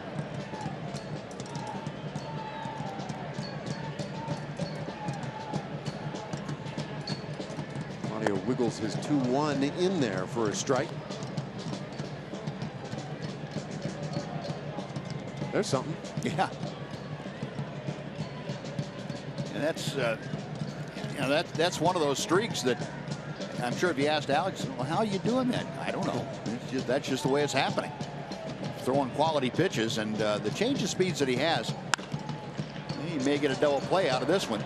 Oh, throw to second, good for 1. No turn for Elvis. So they force out Semien 4-6, but Nunez on via the fielder's choice. You know, the change of speeds that Alex has, from the fastball to the breaking ball to the cartoon changeup, about a 20-mile-an-hour difference, and guys have a hard time when he's spotting up his pitches the way he's capable of. Like lately, hard to center him up. Hard to get good wood on the baseball consistently. Yeah, he does generate some soft contact. Profar had just a little trouble making that transition. So Nunez is on for Jake Smolinski. That one right in there for a strike. Yeah, Smolinski last night, the designated double play grounder. He had 2 of them. Yeah, they were some of them. The first one, a huge one. Yeah. That was in the 4th inning. At the time, a scoreless game. This one hammered out toward right field. Ranging back on it is Mazzara, and he makes a real nice play. 2 away. A nice play by Mazzara. He got a good jump on it, but fighting that sun the whole way back. And the sun, this time of year, is not quite as much of a problem for the outfielders because it's lower in the sky. You get here in June and July when the sun's at its highest, it really is a very high sky. The players talk about it, but this is a little more manageable. And Mazzara, even with the sunglasses on, still had to battle that sun, but had the ability to do it. Well, Chirinos with a long chat out there with Alex Claudio. And Chad Pinder will hit here for Joey Wendell.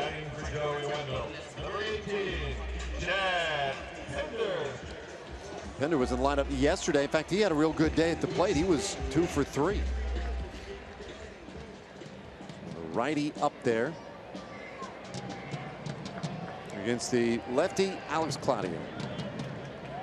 And you would think that this is probably Alex's last man, no matter what. You got the right-hander Sheppers down there, and you've got right-handers Valencia, or I should say the right-hander Valencia coming up next.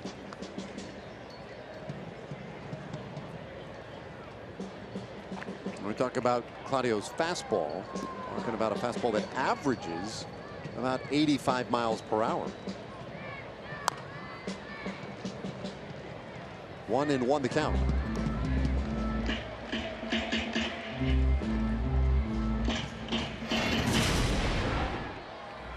When we were talking about Colby Lewis getting the start tomorrow, remember his near no-hitter.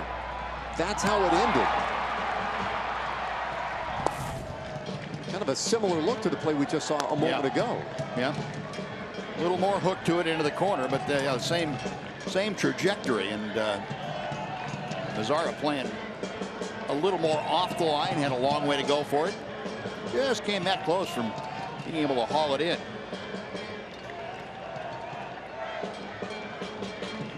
Thunder with a .220 average, and he hits this one back up the middle. That's a base hit. Nunez drops anchor at second. 2-man aboard, and here comes Jeff Bannister. So Claudio couldn't quite finish it off. Bannister hasn't signaled yet, and there it is. So Tanner Sheppers will come on to face Danny Valencia. It's a 4-0 Rangers lead, and we'll tell you all about it when we come back.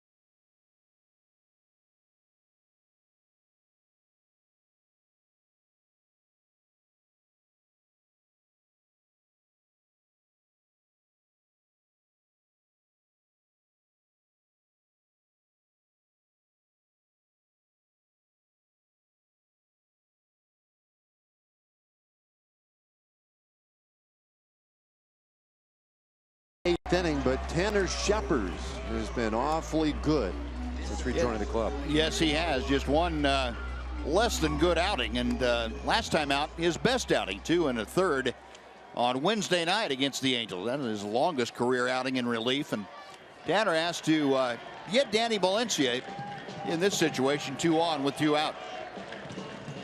They've never faced one another.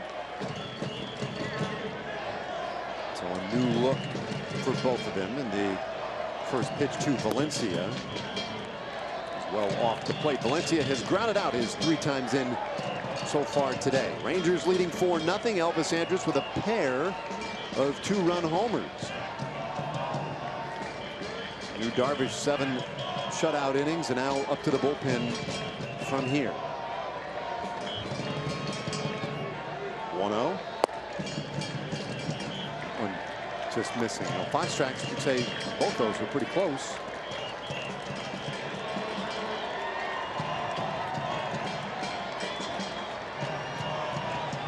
Scheppers, he has been truly an exciting addition to this bullpen in September.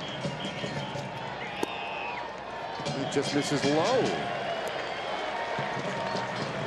Wow. He's not getting anything right now. Could have been, probably should have been, according to our Fox tracker. So a 3-0 count to Valencia. And now a strike called. Scheppers rejoined the team September 6th. That knee surgery, and his knee has responded well. He worked his way back on rehab, did not have any back-to-back relief outings. That was one of the keys to find out. And there's ball 4 to Valencia. They're loaded up, and suddenly the potential tying run gets to the plate.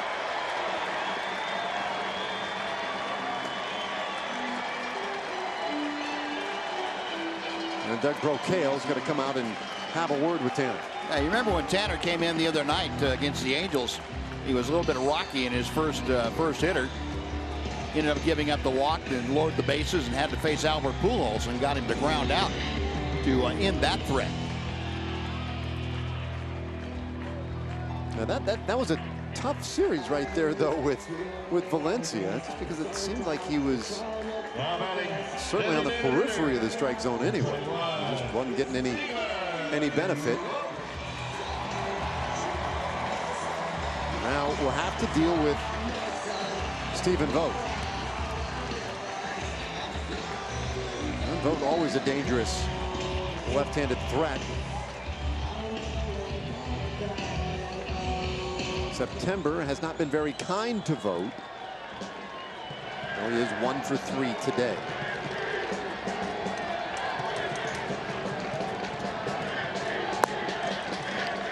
Scheppers starts him off with ball 1.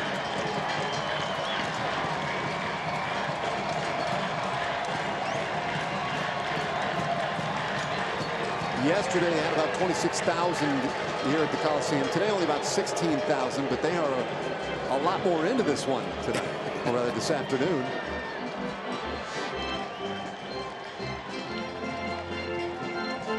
The skipper, been a pretty relaxing day most of the day.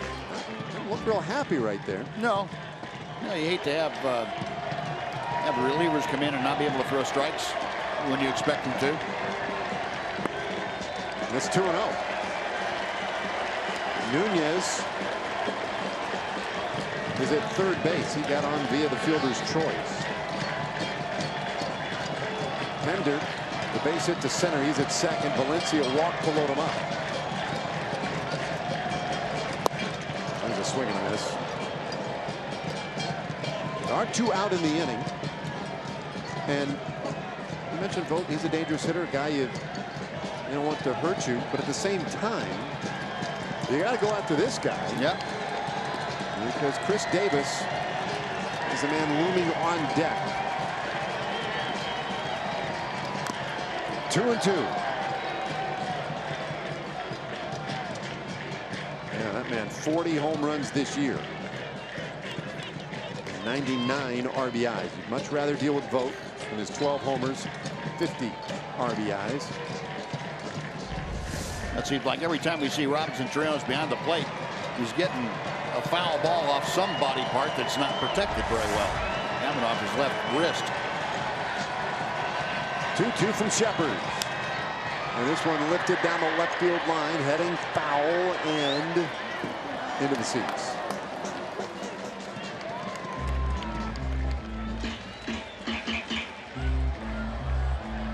We'll say this about Oakland A's fans. They have the competition from across the water in this market. Much more attention to the Giants. Greater attendance. The fans who really do love their A's here in Oakland, where they are behind their team. The 2-2. Whoa, look out. Holy moly. How about that grab by Chirinos? Like somebody shot him out of a cannon to come up out of his crouch after this one. That's completely on the other side of the right-handed hitter's batter's box. Man, why? Saved a run. They'll be moving here. With 2 outs, bases loaded.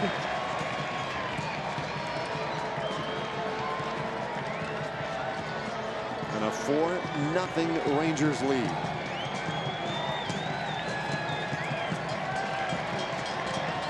Three-two from Shepard, and we will reset.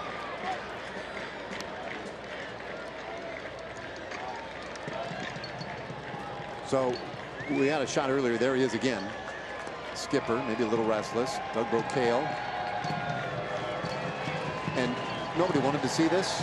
But could you argue, Buzz, that this is at the very least, these are good moments to help get ready for the pressures of the postseason, or the energy level of the postseason?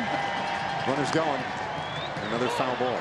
Does it help a guy like Shepard, who, let's face it, limited outings so far this year? No. Not in his case, no. No, because not being able to throw strikes when you come into a ball game is something you never want to repeat. And that's been the problem. You want Tanner to go out there and dominate right from the first pitch that he walks in the mound. There's no way you can have him get in trouble and then get out and say that's a positive. The payoff pitch. High fly ball center field, not going to carry. The Shields waiting. Inning over. And he does get out of the jam. A's leave him loaded, and we go to the ninth. 4-0. Texas on top.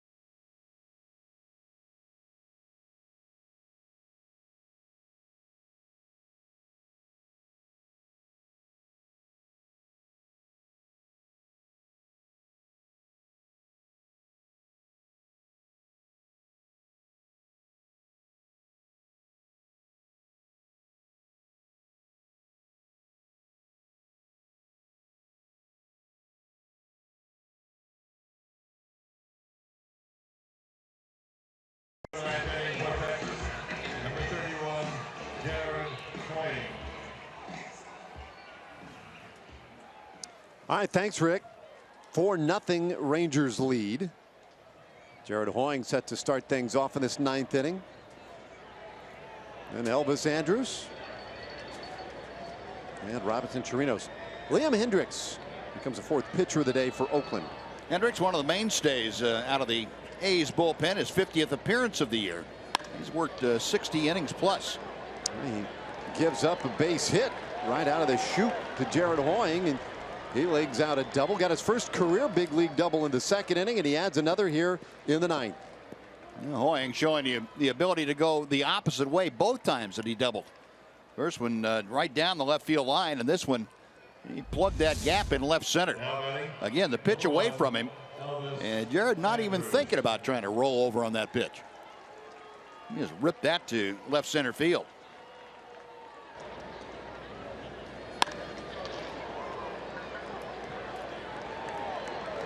A couple of real good swings today for Hoying, and now here's a guy who's had a couple of even better swings today, Elvis Andrus. So Hendricks is in, and now working with Matt McBride, the new catcher.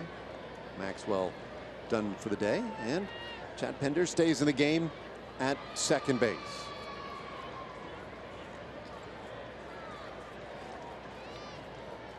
One to Andrus. Elvis was thinking a trio of them on that swing. Well, why not? This was his first in the 2nd inning. And that's just a home run of strength out there to center field. And then he turned on one in the 6th. Just kept it fair. A 2-homer game for Andrus, first of his career. Both of them 2-run shots. He wants that one back. 1-2 the count. We mentioned it earlier. He's a guy, he asked to be in the lineup today. Obviously, feels like he's swinging it well. Did not want the day off. One of 2 regulars in the lineup today for Jeff Bannister and the Rangers, after clinching the division last night, a 3-0 win.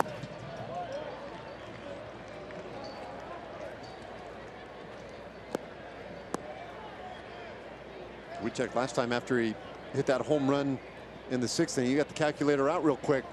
Is he at 300 yet? And he's darn close. 299 at the moment. Yeah, 299 and a bunch of change. Very close to it. Hoying out there at second. And Hendricks will try and keep him a little closer to the bag.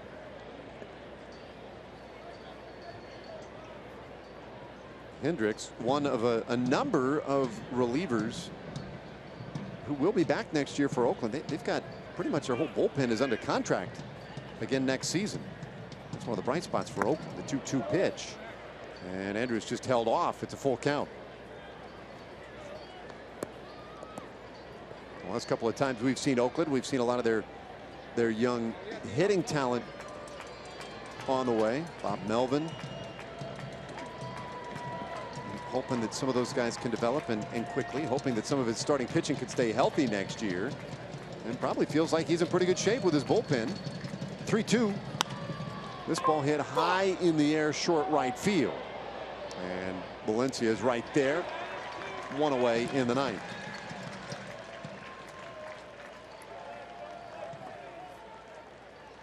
So no 3-homer game today for Elvis. And Hoying has to hold second base. Yeah, Elvis, part of his job, the secondary part of it on that at bat, was trying to get Hoying from second to third, and he was Elvis not happy about not getting either part of the job done. So now Chirinos. A little late on that fastball there, 95 miles per hour. Robinson with a double today. 1 for 3.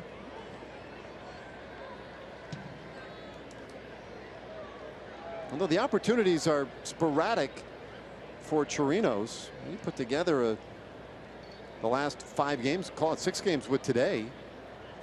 His numbers at the plate are pretty good. 7 hits now, and 20 at bats.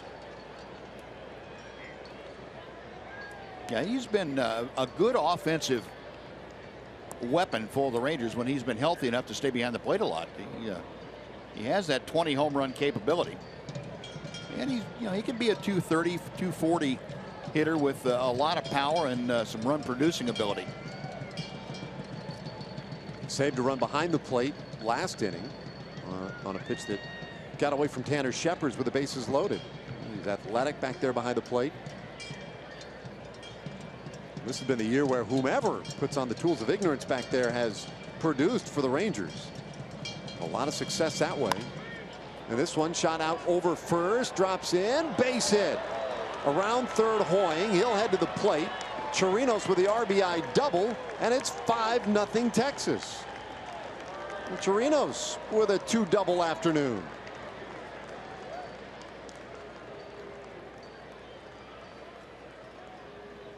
No, nice job by Robinson. Got jammed just a little bit, but able to get enough of the bat on it to send it down that right field line. Hendricks with pretty good stuff, but Chirinos able to keep it fair and drive in his 19th run of the year.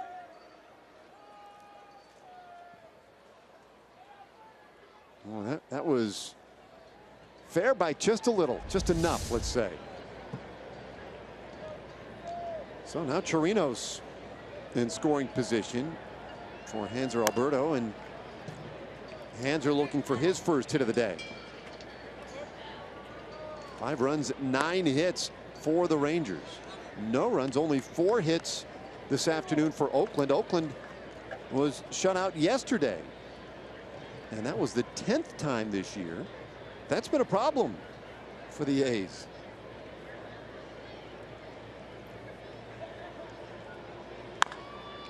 Bouncer wide of the bag at third. The count 0-2. Yeah, a lot of the folks here in Oakland bemoaning the fact that the A's came off that last road trip with a 6-1 mark and hit over 300. Scored enough runs to fill up a bowl for a month, and they come home and can't score. They've scored 8 total runs, and this is the 6th game, 5th game of this homestand. Yeah. So that's not very good production. They wonder where the A's club that played on the road went. Alberto with a little tapper again foul. Yeah, where'd they leave those bats? Stuck at the airport. I mean, vastly different looking teams. We saw them last weekend. They were coming off a historic series in Kansas City, right, for them offensively, and then they didn't slow down a whole lot against the Rangers, including 11 runs last Saturday. The 0-2 to Alberto, and we'll do it again. So Liam Hendricks working hard in this 9th inning. He's given up a couple of doubles.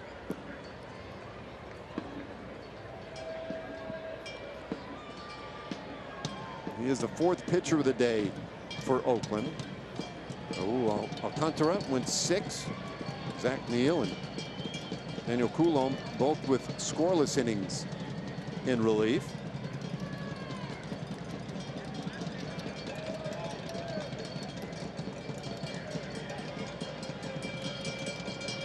The 0-2. And that one smacked on the ground right to second base. Pinder is there, and there are 2 away. Moving to third is Chirinos, but they're still going to take a base hit to get him in.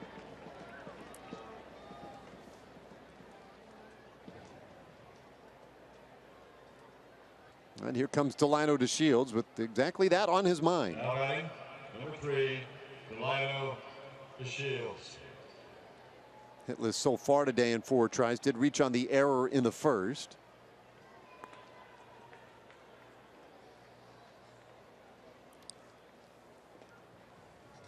Delino, a guy, now you start looking ahead, A, to the rotation, and then B, how do you put together your postseason roster? Well, let's say for the first series, the ALDS, and then as you go on, you have the ability to make changes series by series. And Delino, a guy who certainly is in that mix, if for no other reason than his speed off the bench. Yep, he can steal you a base almost at will. That's critical, and gives you that versatility also in the outfield to be able to play any of the 3 positions. Hendricks puts one on the outside corner. And the count 0-2. I think the first thing you need to decide is what you want to do with the pitching staff. How many relievers, how many starters you're going to activate. I would imagine 4. But then how many relief pitchers, and will one of the starters act as a backup relief guy just in case? That gives you a little more versatility as far as the bench players are concerned. Some teams go with, say, a 6-man bullpen in a playoff scenario with only 4 starters, and one of the starters an extra bullpen piece if you need it. So you've got an extra spot or 2 on the bench that you can carry, say, a Delano DeShields and a Jarrett Hoying, who's a good defensive player. 1-2 pitch. And Delano couldn't hold off. He goes around. The strikeout ends the 9th inning. But the Rangers add a run on a couple of doubles. And now 3 outs away from the shutout.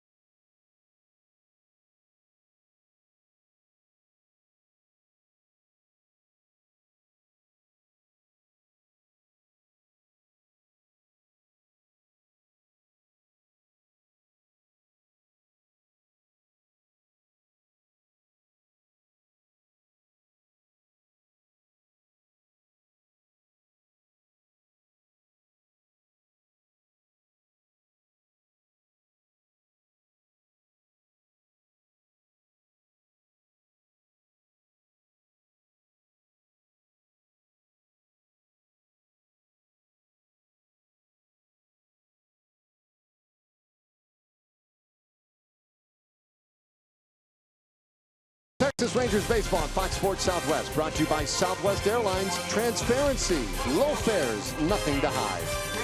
By AT&T high-speed internet. Get a deal worth talking about. Get high-speed internet from AT&T. And by your Texas Ford dealers. Visit your local Texas Ford dealer today for incredible deals and see why Ford is the best in Texas. Lake Merritt, downtown Oakland. Go there for a dip a little later on, 9th inning, and Chris Davis will start things off for Oakland as Sheppers comes back out. Sheppers got that final out of the 8th. He walked Valencia, eventually got Vogt to fly out to center, and Davis tomahawks this one down that left field line and into the corner off the fence. But he stays in the yard. Davis pedaling for second, and he is in there ahead of the throw. Not by a whole lot, but it is a leadoff double for the A's left fielder.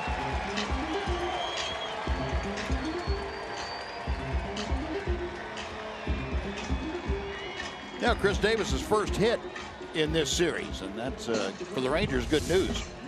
Bad news for Tanner Sheppers as he came on a hanger. It's the second breaking ball he's tried to throw that is left hanging. This one at least close to the strike zone, but Chris Davis able to get on top of it and get that leadoff double. Profar holding the tag. He was out earlier today on a somewhat similar play.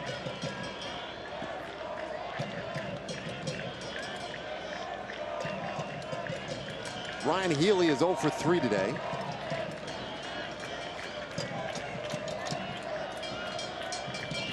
A 1-strike pitch from Sheppers, bounced to short. Andrews pumps, throws, and there's one away. Davis had to hold second base. And it'll bring up Yonder Alonso. Now batting first baseman, number 17, Yonder. So Rangers a couple outs away from their 10th victory over the A's this year. They came in 8-8 in this series, but won yesterday 3-0.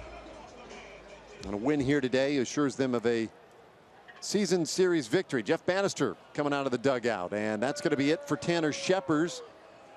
Works 2/3 of an inning today, but leaves with a man at second base. And we'll tell you about the new Rangers pitcher when we come back.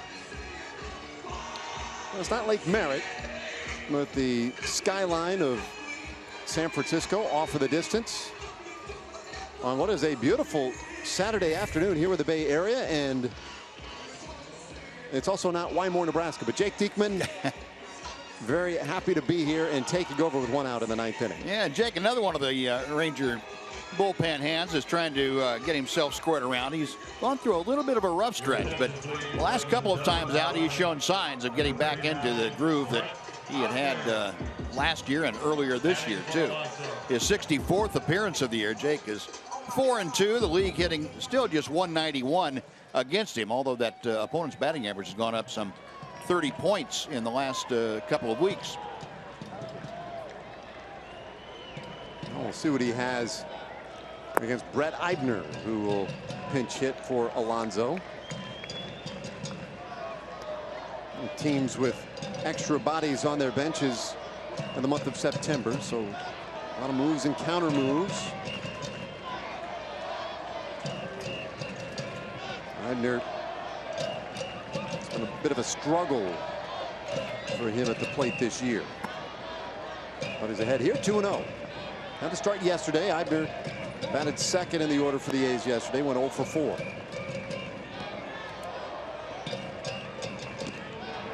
A's just trying to find a way to get a run on the board and avoid being shut out for the second consecutive day.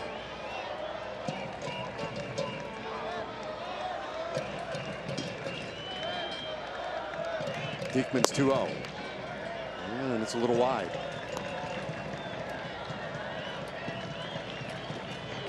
The Rangers fans have followed this club wherever we have been on the road.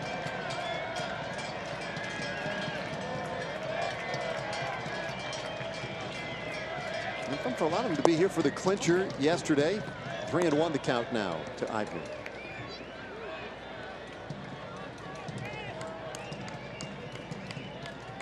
One more game tomorrow afternoon on the road. The Rangers home for the final 6 at Globe Life Park.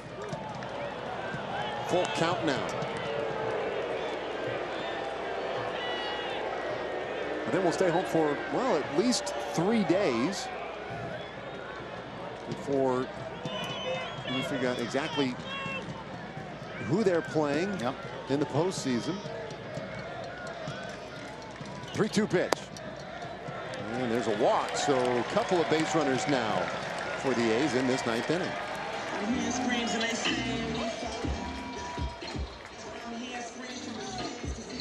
Now that sets up the double play now, and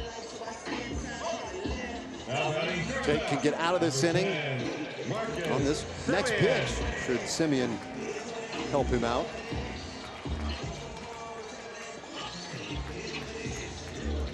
Simeon's rolled into 10 double plays this year. It's Chris Davis at second, Eibner at first.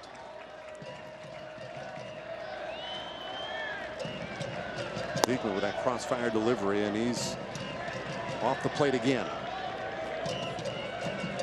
Now, this has been the problem for Jake, is that the month of September, when all this negative stuff had happened to him, command has just been the biggest problem, and mechanical command. He has not been able to repeat his delivery from pitch to pitch, and as a result, trying to find the strike zone has been hit and miss at best.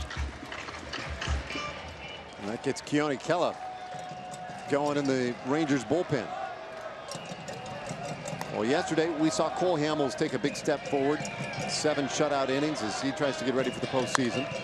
Simeon pops this one up. Back of first base. Profar calling for it, and he'll make the play. 2 out. That's a big out. Today we saw Yu Darvish get himself straightened back out again. 7 really sharp innings. Allowed just 2 hits, struck out 9. And so as we whittle away at these few remaining games of the season, there are a couple other guys who also trying to fine-tune just a touch, and no question Diekman is right there at the top of that list. Yep. That's going to be critical. Yes, it is. And you know, you don't have, you have this week coming up, granted, but you don't have a lot of margin for error, because Jake Diekman needs to be your top left-hander at the tail end of that bullpen. That's where he is most effective. That's where his stuff is best suited to. And if he's having trouble throwing strikes, you really can't fit him in anyplace else on a postseason roster. Yeah, it's an area of some concern at the moment. 2 out here in the 9th. And it's 1-1 now. Matt McBride getting his first at bat of the day. Pinch hitting here in the 9th inning, or rather hitting in the 9th inning. Came to catch last inning. Well, Andrew Faulkner was recalled from AAA Round Rock yesterday. Rangers adding a lefty to the bullpen, and he may see a little time in this remaining week. Yeah, I think going down the last week of the season, you're going to see a mini competition, unless Jake Diekman just all of a sudden overcomes his mechanical issues. You're going to see a mini competition between Diekman and Faulkner for that left-handed spot at the tail end of the bullpen. A good heat, but that one a little low to McBride, in the count 2-2. Couple of men out there. Rangers an out away from a second consecutive shutout here in Oakland, leading 5-0. Big day for Elvis Andrus. Yu Darvish with 7 shutout innings in his start. The 2-2 from Diekman. And a high pop-up. Similar spot. Profar wants it, and this one is over. Rangers win it 5-0, back-to-back shutouts as they take the first 2 in this series and can go for the sweep tomorrow. Elvis Andrus with a pair of 2-run homers, highlighting the offense, and a great pitching from Darvish, and enough out of the bullpen to get it done this afternoon. Yeah, good signs for the Rangers. You love to see the 2 big guys. And last night Hamels, this afternoon Darvish. Both of them throw the way they're capable of, and you're just saying, okay, whatever's happened the last 4 or 5 starts, that's all water under